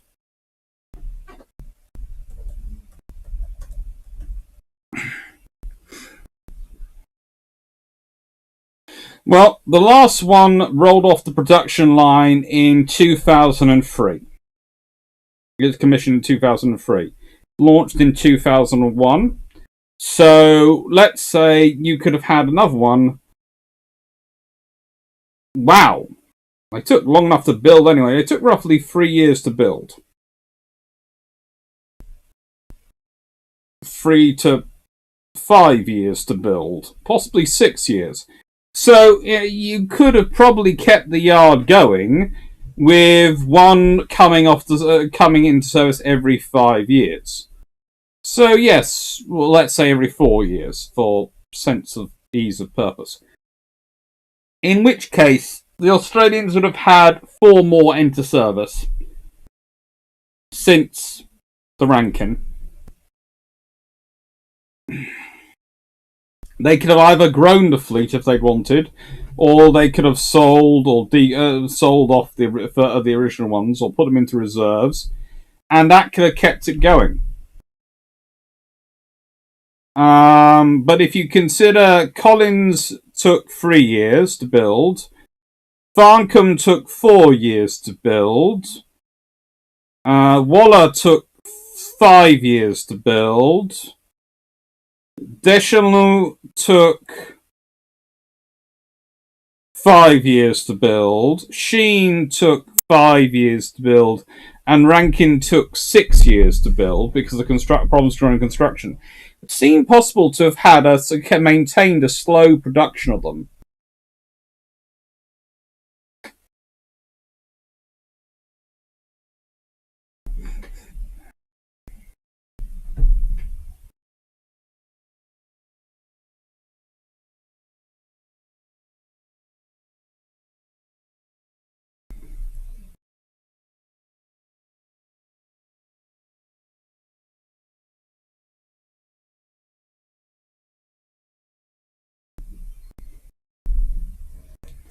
And honestly, it would have...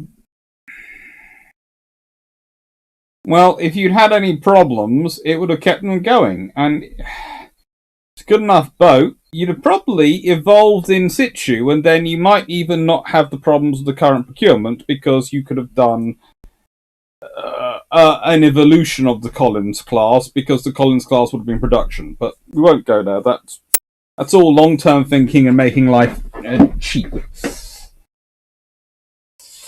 So,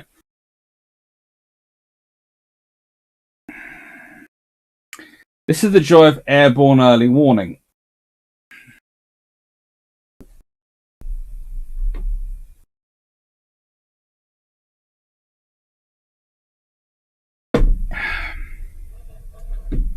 Jabila, how long could Australia have operated HMAS Invincible, and were they ordering Sea Harriers as well?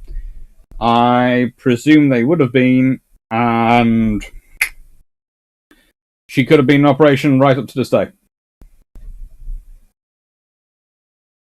In fact, will also heat-proof their LHA for other people's F-35s? I don't think so, because there's a lot more than just heat-proofing they shouldn't need for it. Right.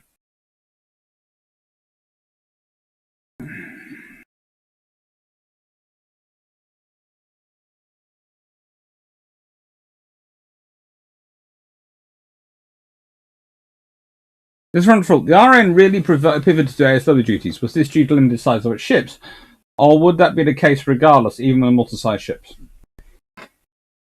I think it's in part due to the size of its ships. They decide they're going to basically the Royal Navy gets through deck cruisers or the Invincible class thanks to making the case that they needed the shoot-down Soviet reconnaissance aircraft to have a chance of surviving. And they couldn't do that relying on missile systems, because those aircraft would specifically hide out of missile range. But, you see, that's all based on the fact that the CVA-01 needs to be ordered in the 60s. Well, if you think about it, if the multi-class enters service in the late 1940s, early 1950s, they're going to be between 10 and 15 years old in the 60s. They're not going to need to be replaced at least until the 1980s, possibly not till the 1990s. In fact, they could honestly be walked on to the 1990s, and might well have been.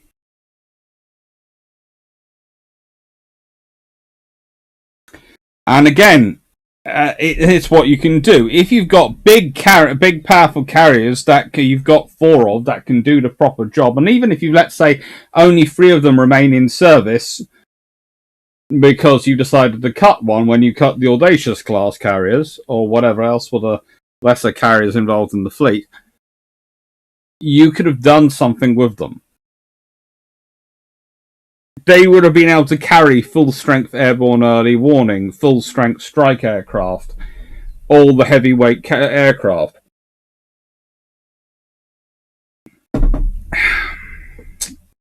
And again, with deck-edge lifts as well as interline lifts, they could have carried far bigger aircraft. In fact, what you would have probably seen, and I wouldn't have been surprised if this would have happened to them, but if I get that picture of them up again,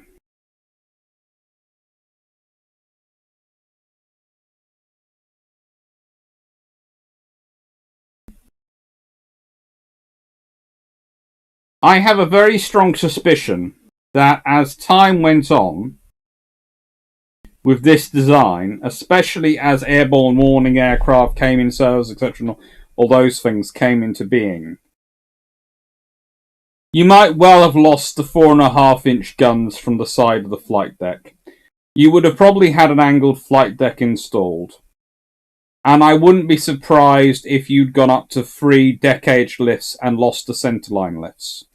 If you also think if you'd probably gone down to about 4 arrestor wires when you add in the mirrored landing site, etc., along with the angled flight deck, you would then have had very capable aircraft carriers. They would have been far easier to upgrade. They might have even been upgraded while they were being built, like the Audacious class were. And that would have enabled a lot more capability to have been carried. And if you've got them already in service, then frankly, a British government's going to be using them. And if you're using them for things like, yes, but we're the other Atlantic power. We can join Think Tank Atlantic. In fact, Strike Fleet Atlantic could be a British commander.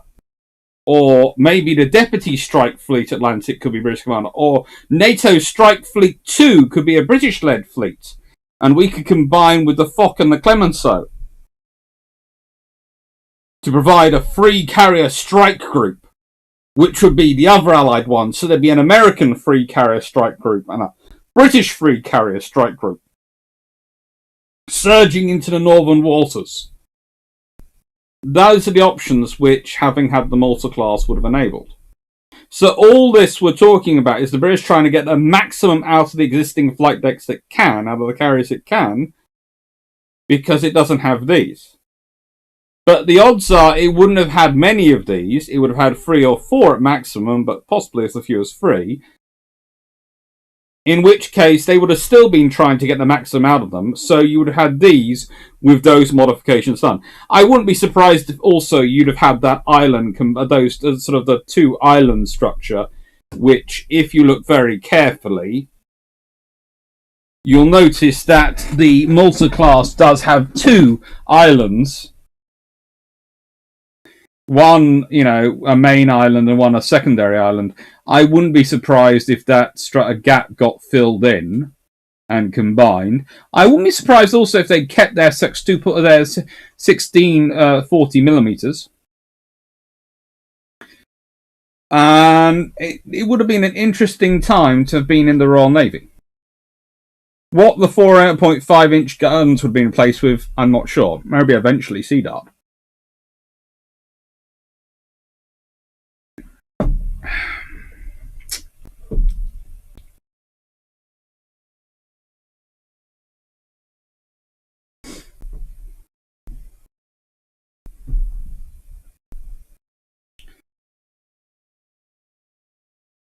Sims.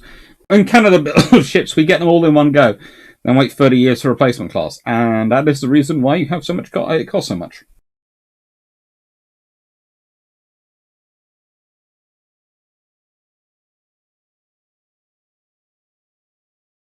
Anuk, multi-class. Deck-edge lift means tail can hang over the edge. True. And that is the point. You could have done far heavier aircraft, far bigger aircraft. They are the only carriers. When we're talking about the Audacious carriers, all these things. Well, if you take a look at the Audacious class, I think they did have... Again, let me just check. Bum, bum, bum, bum.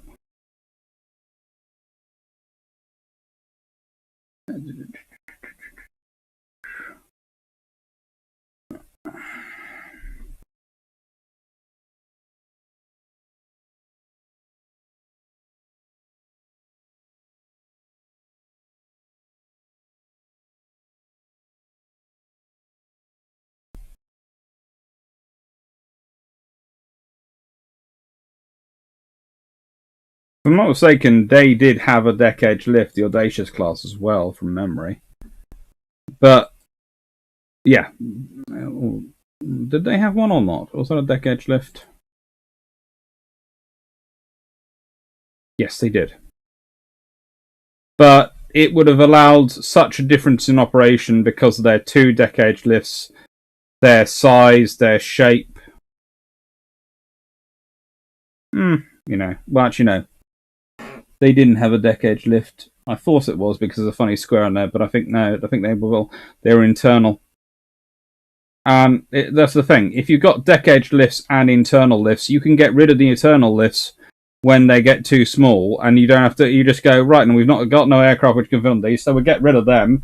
That saves weight and gives us more hangar space. Woohoo!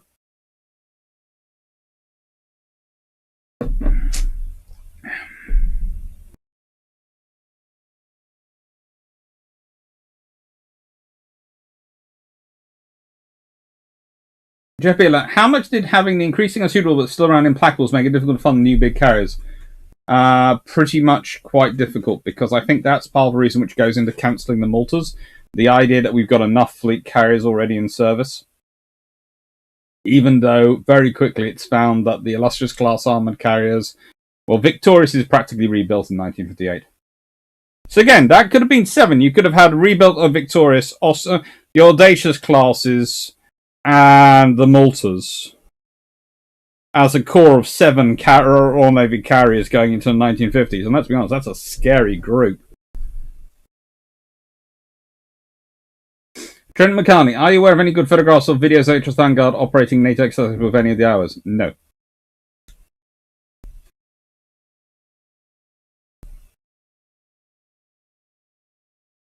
Turning 3434, why did it take so long to universally adopt deck edge lifts? Because there is an advantage to centerline lifts. They are, to an extent, cheaper. They are, to an extent, stronger. They are, to an extent, able to be made quicker in previous levels of technology. And there is an inherent stability in them. And honestly, when you're building smaller carriers, there is an advantage to using internal lifts. In the British case, part of the aversion is also due to the protection the side, the hangar armor on the side offers you because of the amount of attacks which they reckon will be coming from the side. But it happens.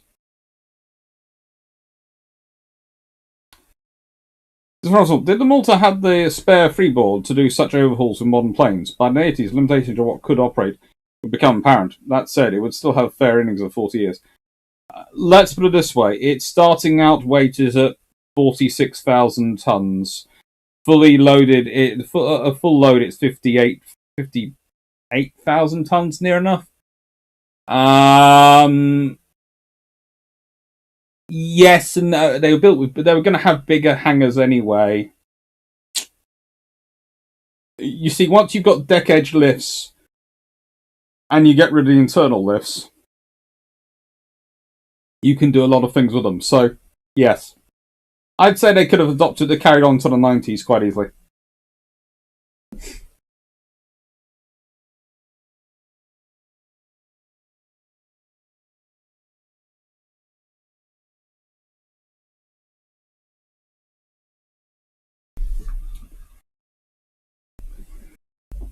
Now, the late 50s, this is what's embarked upon HMS Bulwark. Seahawk, Sea Venom for night and all weather, Gannet, anti-submarine, Sky Raiders, airborne early warning, Whirlwind, anti-submarine, and a ship rescue. Let's consider that in air group terms. That is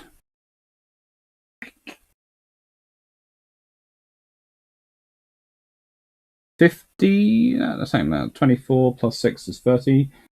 4, 5, and 40 aircraft. Yeah. That's 40 aircraft. That's a fairly good air group. Dev Scott, why didn't the USN and RN incorporate and design unified fleet carrier programs for the Midway and Malta classes?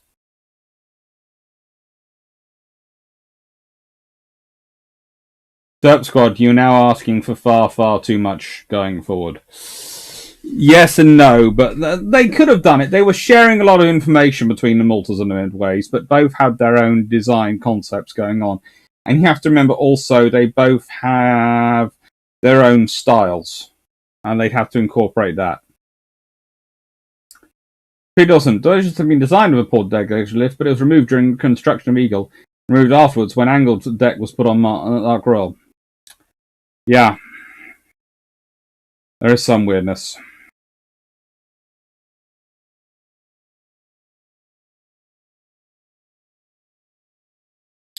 This is not true. It's far easier to sing the Malta's praises than it is to point out their issues and failings. Their issues and failings are basically they're not built. So I honestly don't see there being too many lighter failings likely in them, because at this point the Royal Navy had been building a lot of aircraft carriers. It had been building aircraft carriers for a while, and Stanley Goodall knew what he was doing, and he's the guy designing them. So I don't see there likely being many problems with the Maltas. There were probably been teething issues, and the conversions could have been interesting, but yeah. Shumack, you really need to stop harassing politicians being penny wise and pound foolish. It's their job after all.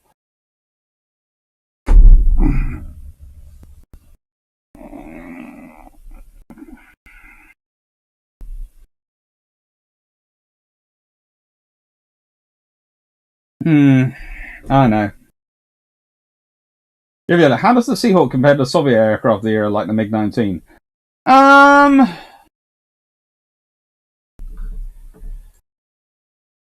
Let's do a comparison quickly. I hadn't put this up for a thing, but it's actually quite an interesting idea. So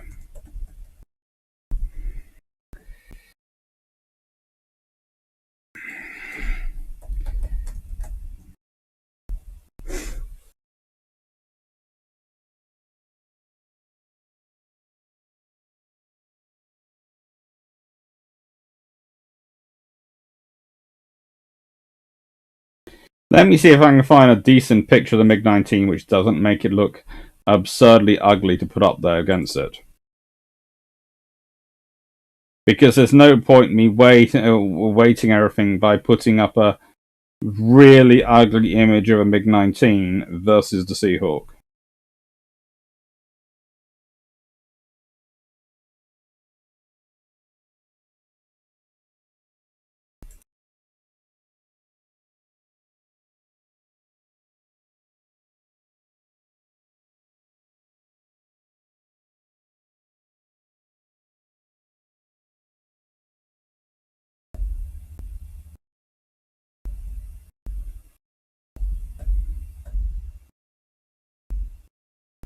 So, if I'm gonna add insert, bam, bam, da, da, da, da, da. Oh, this works. Fine. Bam, bam. So, MiG-19 versus Hawker Seahawk.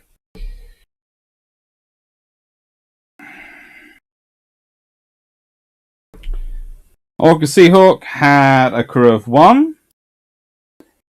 Was powered by a Rolls-Royce Nene 103 centrifugal flow turbojet.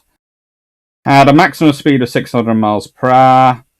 A range of 480 miles or 420 nautical miles. And a service ceiling of 44,500 feet. The MiG-19, sorry. Power plant 2 Tamansky RD9B afterburning turbojet engines.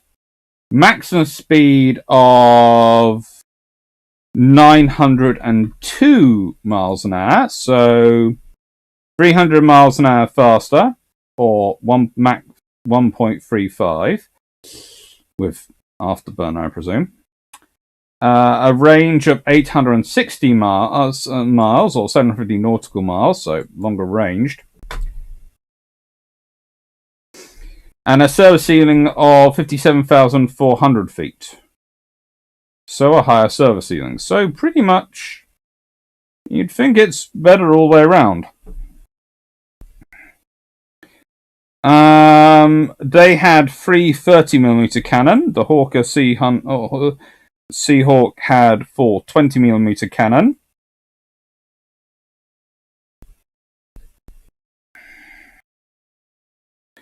The first flight of the Seahawk was in 1947. It was introduced into service in 1953. The MiG-19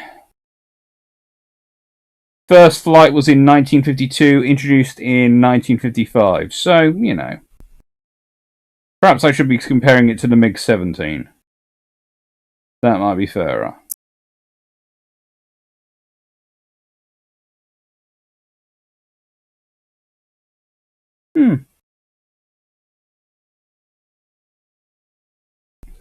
MiG-17 is only 80 miles per hour faster than that.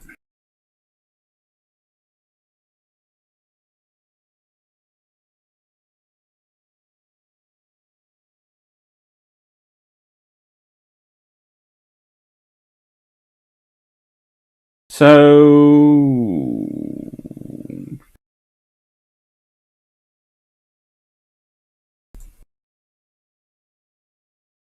yeah, MiG-17 is probably a fairer comparison to the Seahawk than the MiG-19.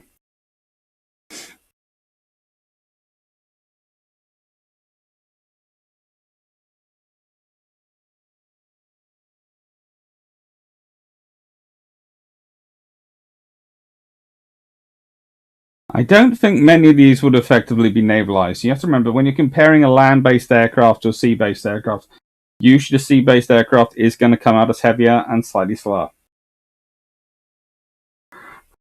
Big thing had about UK had a big thing about 420mm cannon. It worked. To be fair, the MiG-17 is armed with 2 23mm cannon and 1 37mm cannon, carrying 80 rounds per 20mm and 40 rounds for the 37mm, whereas the Seahawk is carrying... Well, let's put it this way. The Hispano Mark V cannons on the 20mm on the Seahawks come with 200 rounds per gun. So they are firing a long time after the MiG-17 has run out.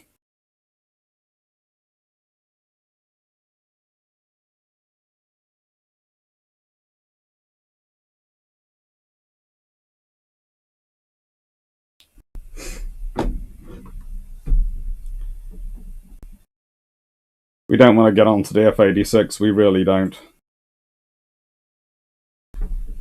Bum, bum. Really, if I'm going to sit back this way, I should put this over this side and that's going to start appearing here. Oh, but the trouble is the roller gets in my way. I'm going to have to rethink the camera position a bit. Well. So. Now, I had a feeling that by 9 o'clock we would not get much further than the 1960s. But I had a plan for that scenario. I can talk about one of the most gorgeous aircraft known to mankind, the Havilland Sea Vixen. Oh. Oh, it's a beautiful aircraft. It really is.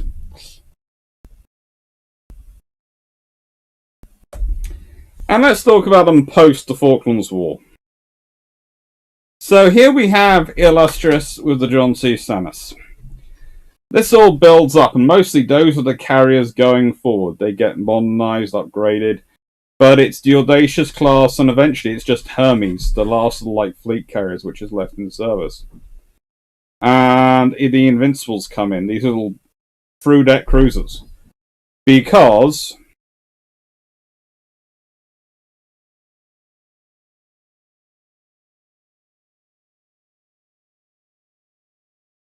a certain thing is cancelled.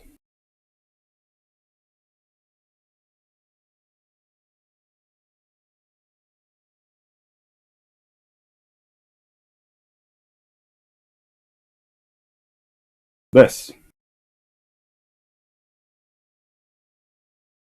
Now, the thing is about CVA-01 is it would not have been as big as the John C. Stennis here. CVA-01 was planned to be 54,000 tons, 500 tons in standard, 63,000 tons at full load. So it would have been bigger than the Maltas. At 282 metres, it would have actually been a little bit longer, 2 metres longer than the Queen Elizabeth class. It would have had a beam of 56 metres. So, a little bit wider, probably at the flight deck, that wasn't. A draft of 10 metres.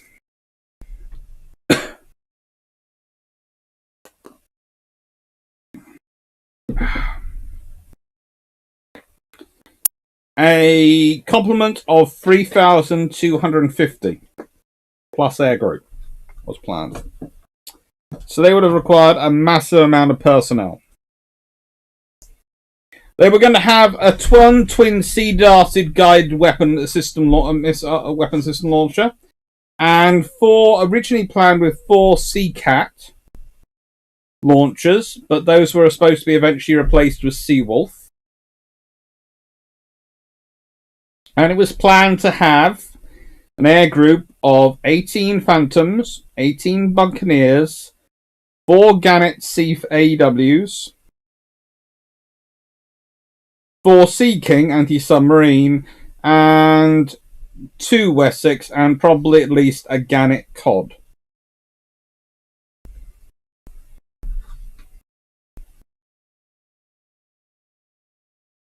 The hangar was going to be 200 metres by 24 metres.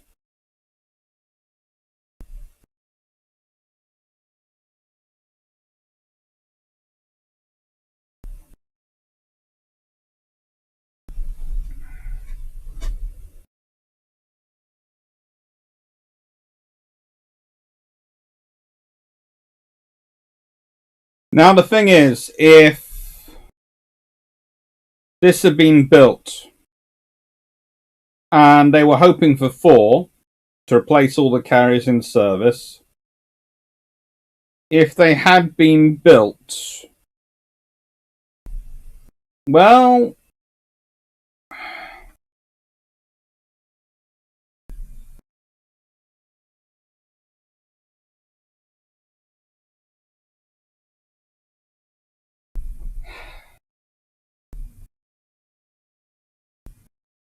they would probably have been still in service to this day.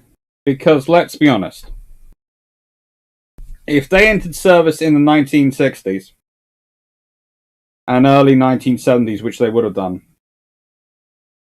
you would have probably been expecting a 30 to 40 year service from them. Now, that might have them going out of service in the 2000s. It might have them going out of service in the 2010s, depending on when. But we would probably be probably the Queen Elizabeth class, as we are looking at it now, the current generation, if they'd been built, would have had to be built bigger and better. And remember, it's not just a carrier which was being planned; it was an entire system. Britain was going to have 4 carrier strike groups, each built around one of these. 3 Type 82 Bristol class. So they're planning at least 12 of those. And at least 4 anti-submarine frigates. So it was going to be a carrier group of escorts, and then there was going to be auxiliaries. And the whole point was that Britain was going to be a very viable part of Strike Fleet Atlantic.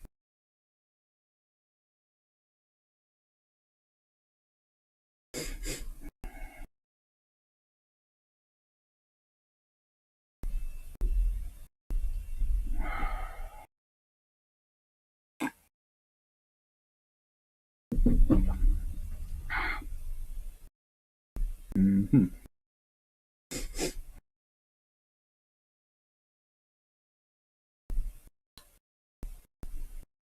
The angled flight deck of CVA-1 doesn't look particularly angled. It is more angled than it looks.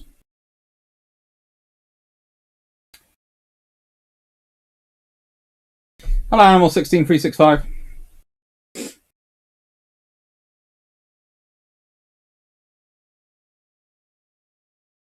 Hi, Carl Gannon. Animal 16365. How many designs do they come with CVA-1? Lots, but this is one of the pictures which is closest to what I think the final design would have been.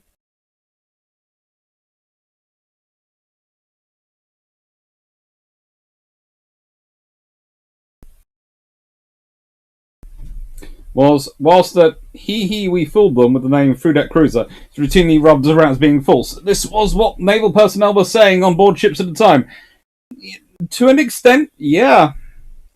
By the time the government realised, the government thought they were ordering cruisers as a sop to the Navy and the yards to help them get through losing out on the carrier contracts largely. And they saw through-deck cruisers and they just thought they were helicopter cruisers. And they didn't really realise what the ski ramp was for.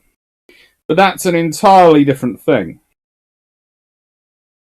Whole point is the Royal Navy loses this. So it's forced out of the big carrier game.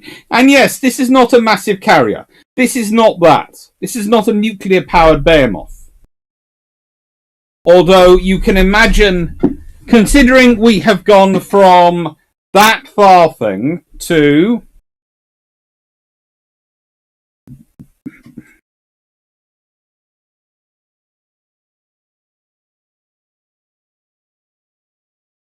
diddly-do. Okay, I'm going to shrink her a bit.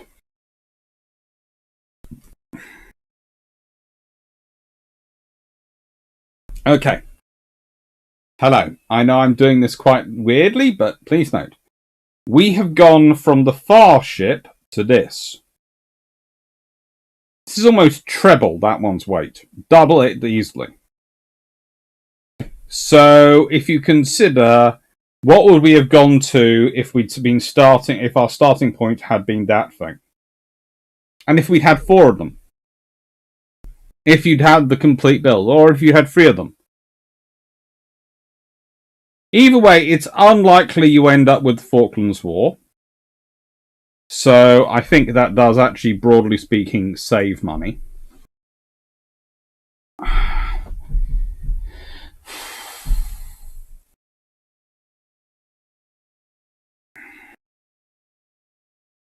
But it's a complicated thing.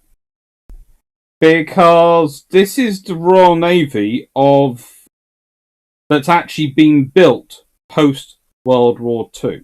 All the other carriers that served in the Royal Navy at this point started off construction during World War II. This is the planned but cancelled carrier. That one and that one are the built carriers. There's also HMS Ocean out there, but let's be honest, Ocean is a commercialised version of that design, modified for an LPH.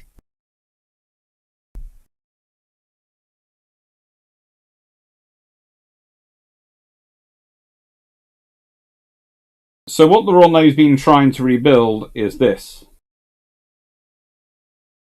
Or the Malta class, really.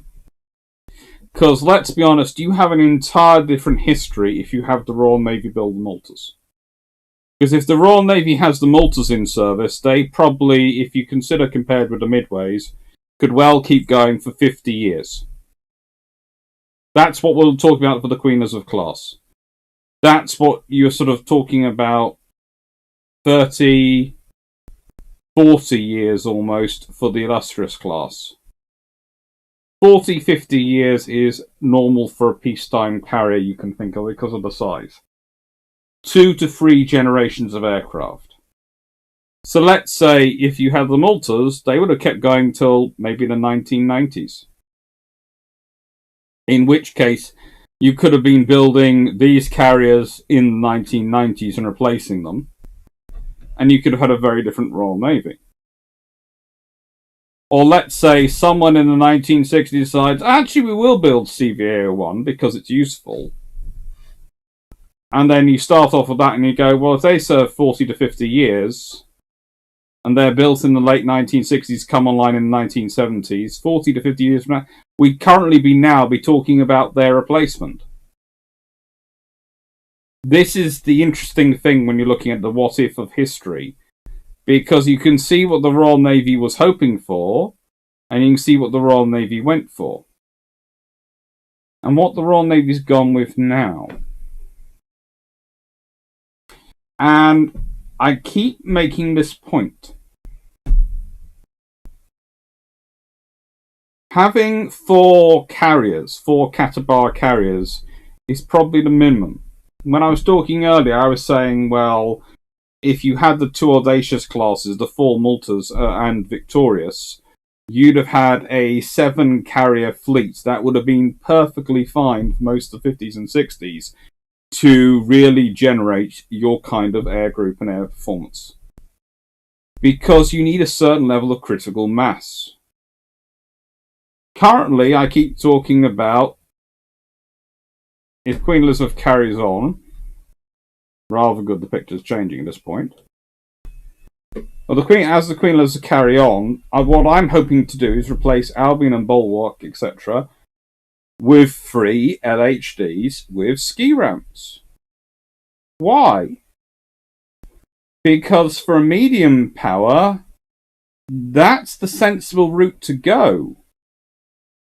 Yes, I would love to, and I think we could afford to if we really wanted to have a proper fleet Catabar carrier group. But the thing is, you don't just need 1 Catabar carrier. You don't need just 2. You need 3 or 4 if you want to keep it viable. Even more so. If you're operating using F-35Bs and ski jumps, well, you can operate in a mixed capital ship group of 3 LHDs and 2 strike carriers. And you can always guarantee you'll have 2 flight decks available and at least 1 dock. And that is global reach for a medium power. affordable global reach for medium power. Because yes, your best times will be when you have a Queen Elizabeth class for the strike and air defense role, and I don't know, whatever we call the LHDs, a Falklands class for the LHDs for the amphibious role. That'd be great. That would be very viable. But in the worst case scenario,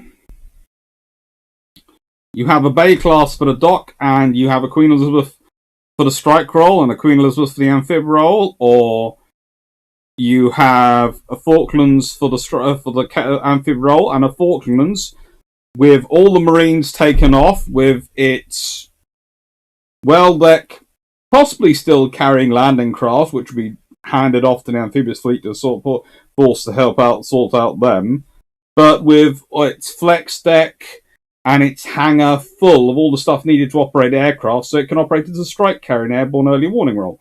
It probably won't be able to carry as many aircraft as that will. It probably won't be as efficient as that will in that role. But it's better than having nothing. And this is the thing, when you're a medium power, you don't have the depth. And you need amphibious power projection as well as carrier projection. Because here is the dirty little secret. Yes, an aircraft carrier allows me to project air power globally. That's brilliant. To defend my maritime forces wherever they go. There is no point being able to do that if I haven't got the maritime forces that need to go somewhere. So there is no point having carriers if I do not have amphibs. There is no point having amphibs without carriers. And I know the Australian Navy is doing that, but that's because the Australian government's made a decision that if they have to do offensive operations, they'll either be close enough to Australia that land-based air will be able to assist, or they will only operate where they've got allied assistance. Well, if that's what you want to do, that's great. But if you want truly independent power, if you're a medium power, then you need to have both. That's gone. Without the Harrier, would the through-deck crews have been limited to being helicopter carriers? Yes. Martina Henry. Hello, Martina Henry. Those UK CV groups sound like they've been fun. It's certainly been interesting to take on, because let's be honest, 3 Type 82s, and for, I think,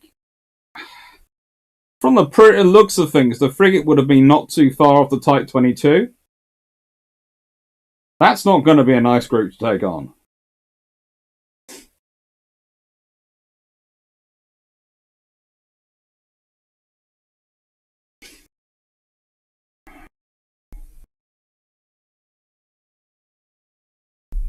Vision, with 4 such CV-1 carrier groups, likely no Falklands War. Probably.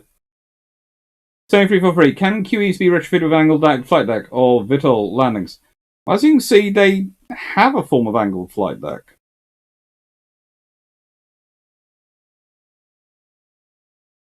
They do, as it is at the moment, but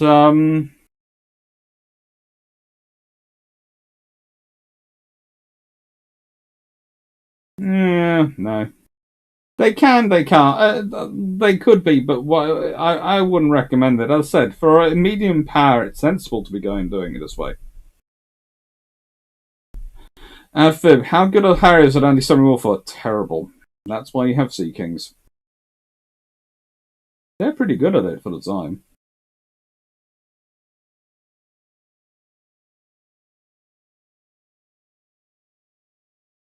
AdFab, already UK MOD are looking into the test with drone launching with electric catapults.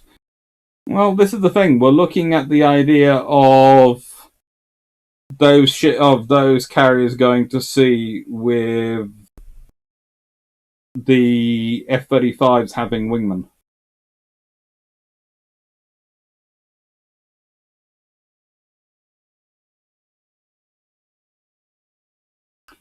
AdFab, actually that area next to the ski jump is used as a deck parking area for aircraft which are proving particularly interesting to maintain. But yes, it could be used for launching drones.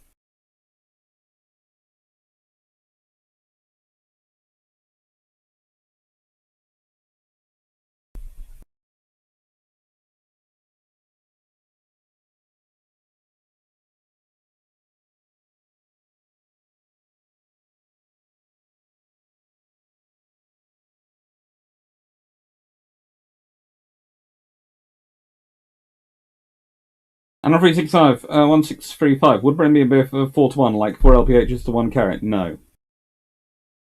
Especially not if you do it the French way, where the Mistrals can't take any of the strike aircraft. It's a case of basically the French operate two different flight groups and two different things. And it's actually more sensible to have two strike carriers and 3 LHDs. Because then most of the time you do have a strike carrier and an LHD available. In an ideal world, you'd have 3 strike carriers and 4 LHDs. And then you'd always be able to guarantee 2 available and 2 ready to go. But, you know. Can I record Drax's reaction to my proposal? Well, we'll read it on Saturday. And I'll see if I can record it then.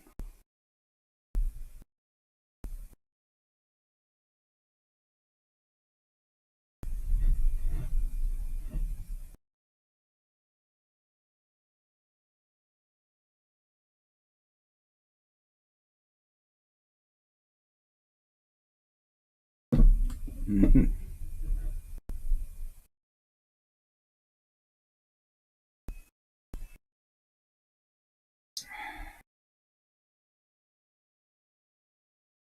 Death Squad. One of anything is effectively 0. It'll never be around when you need it. Pretty much. As I said, 2 and 3 is the most likely viable options, but it's going to be the case of making sure that we get it.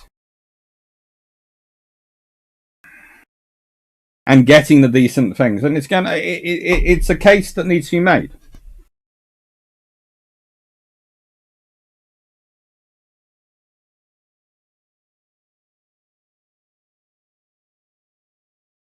Right then, I am being reminded that I've only that the big fluffy research assistant, because the little fluffy research assistant has had the trainee fluffy research assistant had a walk today, and I had to take him.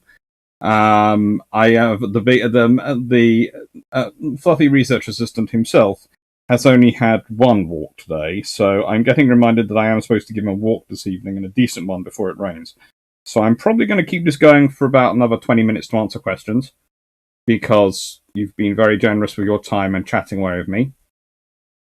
I'm not going to get into the 1980s and etc. things, but that's because I will say that for another date in the future.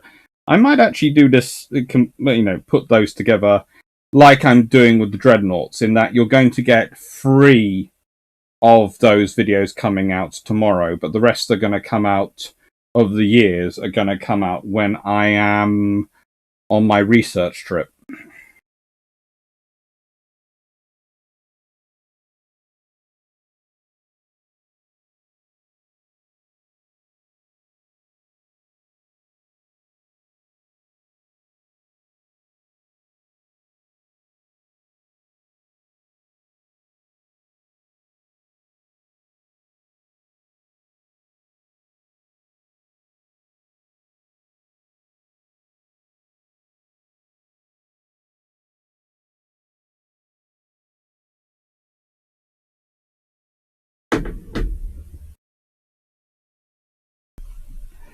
And as we've still got people talking about the P31098, a P319B, let's put that up as well while we're doing the questions.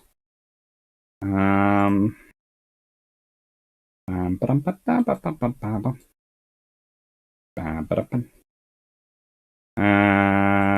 there you go, CVA1. The previous Queen Elizabeth class. That fits rather nicely.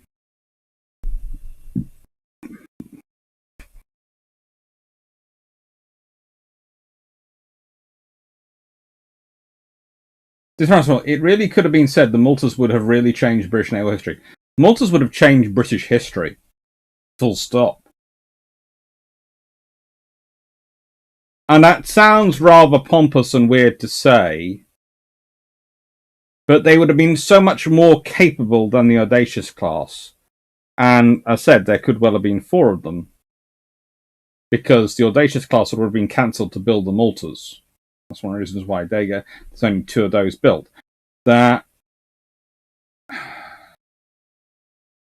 you would have had a very different scenario. If there's 40 to 50 years service of them, they come into service in the late 1940s, early 1950s.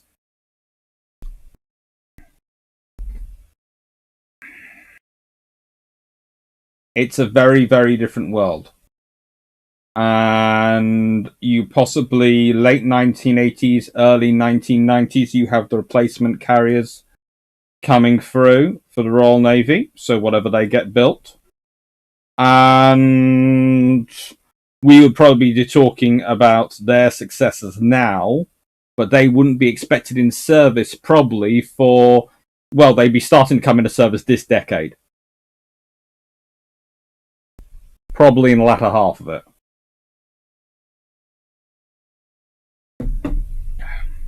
23434. You researcher, you coming mobile? Yes. I'm going to be disappearing for the last week in May. I've got to go do some research.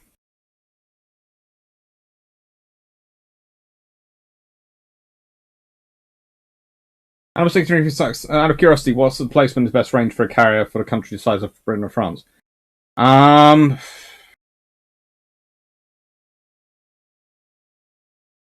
You're probably talking the Queen Elizabeth class is probably it. And the reason it's about it, and it's going to sound strange, if I was talking in the 1950s, I would agree with you about 50,000 tons. And if I was talking with you in the 1960s, 70s, I'd probably be saying about 60,000 tons. And these days, I'd be saying about 70,000 tons, because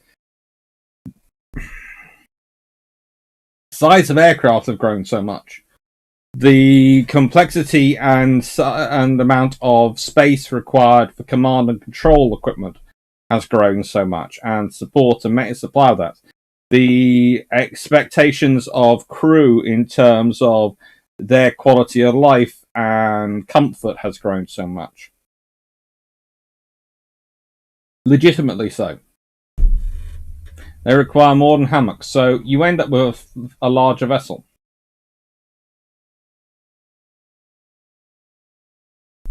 Andrew Cox, that is a cute airplane, far nicer than that.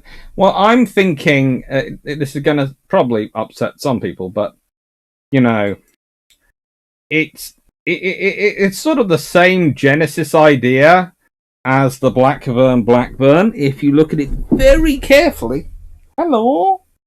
So if we take this, this thing very carefully, you will notice it is all designed around those radars. So rather like the Blackburn was designed around its very specific requirements in terms of being able to have a plotting table out. This is designed around the requirements of those radars. And then you've got space for a crew of 4. And you cannot tell me that that crew of 4 would not have been comfortable underneath that canopy. It's nice. It's wide. There's lots of air, lots of space. It could have been quite a nice aircraft.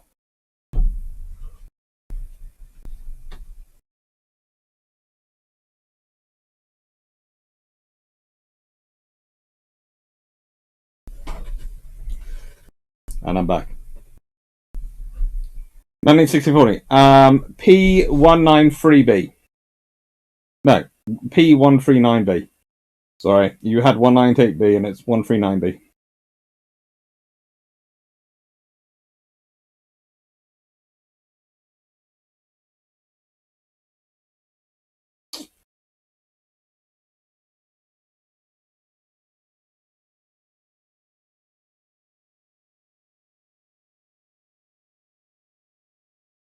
Affirm, given your recent trip to the organization NQ, do you not think they should put a stereoscopic rangefinder on the upper levels? That would be interesting, but honestly, the more thing I'd like them to do is, I don't know, make it at all welcoming for researchers. Are you discounting Labour's ability to sell off 20 to 30-year-old carriers? Yes. But, again, here's the other thing. And this is going to sound strange. If you have Maltas and then you have their replacements in the 1930s, in the late 1980s, early 1990s, that's mostly under a conservative government, which was pretty active militarily. Then you'd have had Afghanistan and all the other things going on around, where the carriers would have been front and center, providing air support, showing Britain as powerful nations in the powerful nation world and presence. I have a feeling they'd have probably survived quite well.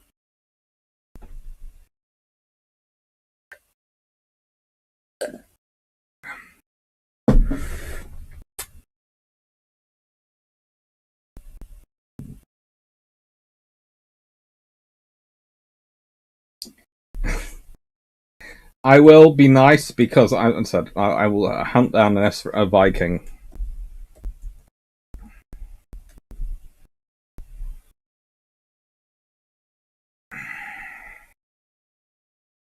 Let's see if we can find a suitable aircraft, a picture of it.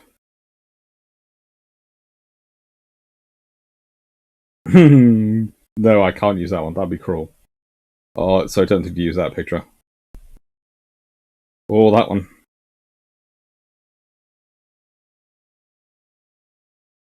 Oh, so many pictures I could use. I want one preferably from the front while it's flying.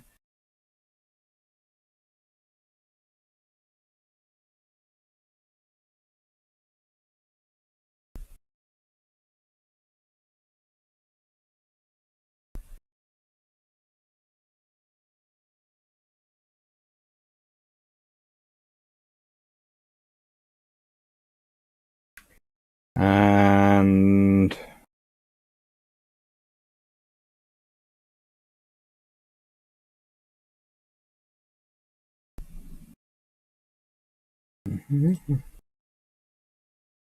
there we go. I wouldn't be surprised if they did produce this for airborne early warning if they didn't come with an ASW version of it, especially during the 1970s, 80s when they were really worried about submarines.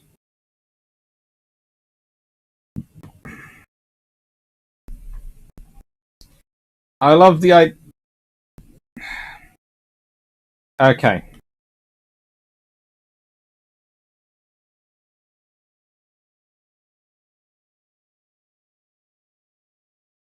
Don't take this the wrong way.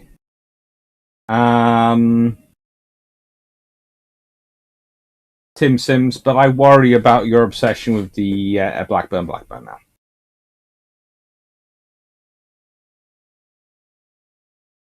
The Carl goes, remodels in a different world, also butterflying into Soviet Navy too. More than likely.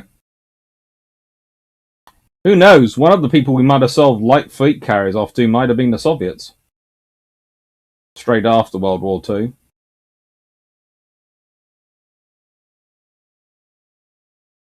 As sad as I said, both sides are as bad. Conservatives are more than willing to sell built ships. Yeah, both sides are frankly stupid.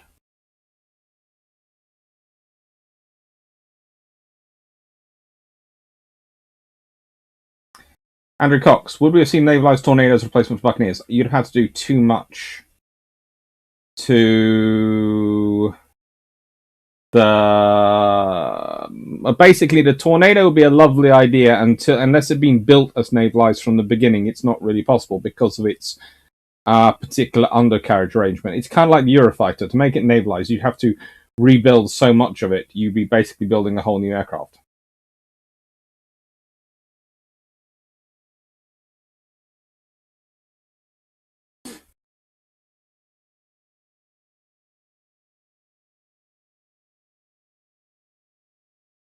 Cameron, in your what-if scenario, there may not have been a Tory government in the mid-Atlantic and no Falklands War, so Thatcher probably lost election. Sean, I am not sure whether I'm upsetting you by saying this or not, but that's my girlfriend's PhD area, that particular area and period of history. And as she would tell you, Margaret Thatcher's actually on course for winning well before the Falklands War. The Falklands War cements it, but rather like the current Conservative government is benefiting from the opposition it's facing, Margaret Thatcher was benefiting from the opposition she was facing. And often the problem with Labour in this country is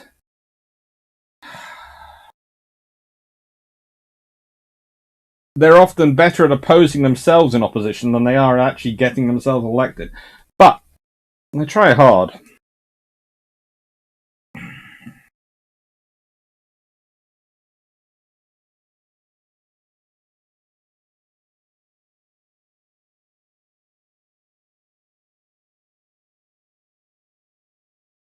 Do you mind? Some rumours that China's carrier efforts are having problems. That again, I would say, in the nicest way, China is learning carriers are supposed to have problems. Let's be honest, the first two carriers that China's got in service are test beds. They are shamelessly test beds. They are building up. Those things are built to have problems. The whole purpose of them is to have problems so the Chinese find out what works and what doesn't work. It's like they did with their destroyers, like they did with their frigates. They keep iterating them until they find one which works, and then they churn it out. And then they use that experience from that one to churn out a better one. Andrew Cox, not sure I agree. Tornado's a wider track than Raphael, and there is space to beef it up with some minor irregularity.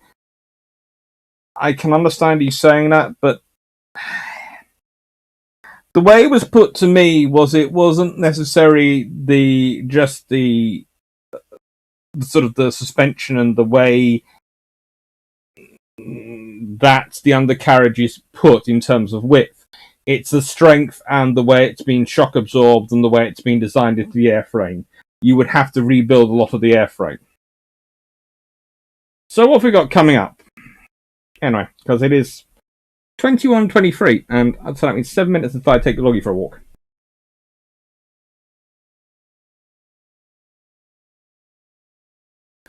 Yes, Duck Squad, potentially I would agree with that assessment, but in the 1980s, that pretty much also describes, after about 1981, the situation then as well for Britain, the issues.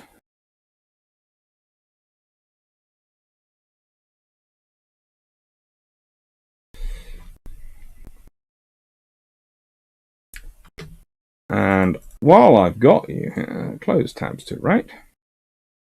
Tapping on, let's see what the vote's currently looking like. So I can do an update on the posts.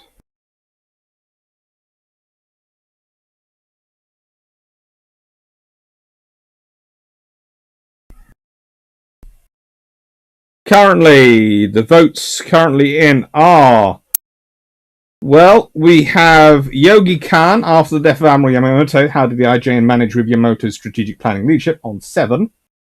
Robert K, the Pacific Ocean Theatre and South Pacific Theatre Coast Watchers during World War II. How effective was an early warning network, were they? 3 votes. Dan Freeman, Tuesday, May the 4th. Everything wrong with Star Wars fleets. 14 votes. Paul Chicago, coal, canals, convoys, and coastal carrying. Traffic around the British Isles from 1939 to 1945. 18 votes, so that's well in the lead. Nora's Battle of Navarino, last great battle between full sailing ships, 7 votes. Ian Carr, Audacious class carriers, HS Royal, Ark Royal, and HS Eagle, Evolution or Revolution, development and refits, 9 votes. And Jeffrey B. from Bosun to Chief Gunner, saving HMS Land, the evolving role of non-commissioned officers over the 175 years of the Royal Navy, 6 votes. And there are 3 days left to vote, people. So there have been 64 votes cast, and I have 75 patrons. So honestly, there are 11 patrons left to vote, which means it could all change. Conceivably, considering everyone's supposed to have the ability to vote 3 times, everything could change completely.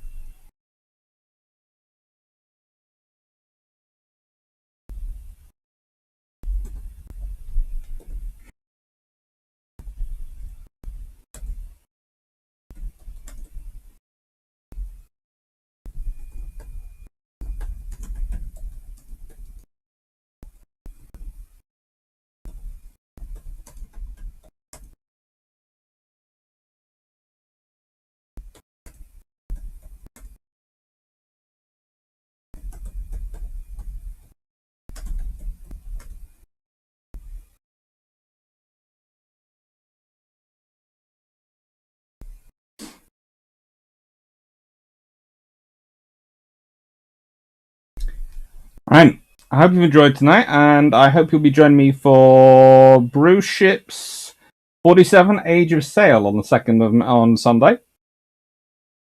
And we've got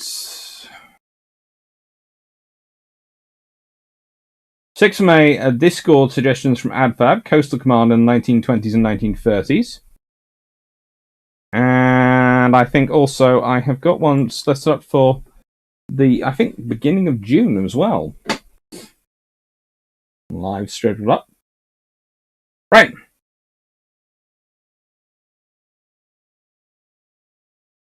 Thank you very much, everyone, for watching.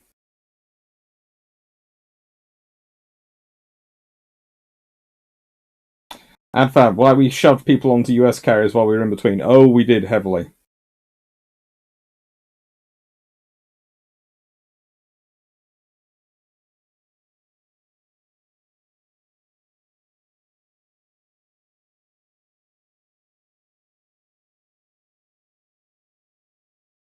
Thank you, Archon, and yeah. I hope you've enjoyed it. I hope you've enjoyed the discussions. I am sorry I haven't covered the whole years, but I had a feeling we wouldn't. And so I thought I'd do what I could do in depth rather than try and run over for everything. And thank you very much for watching. Take care, Tim Sims. Take care, Erica Khan. Take care, DG40. Take care, Derp Squad.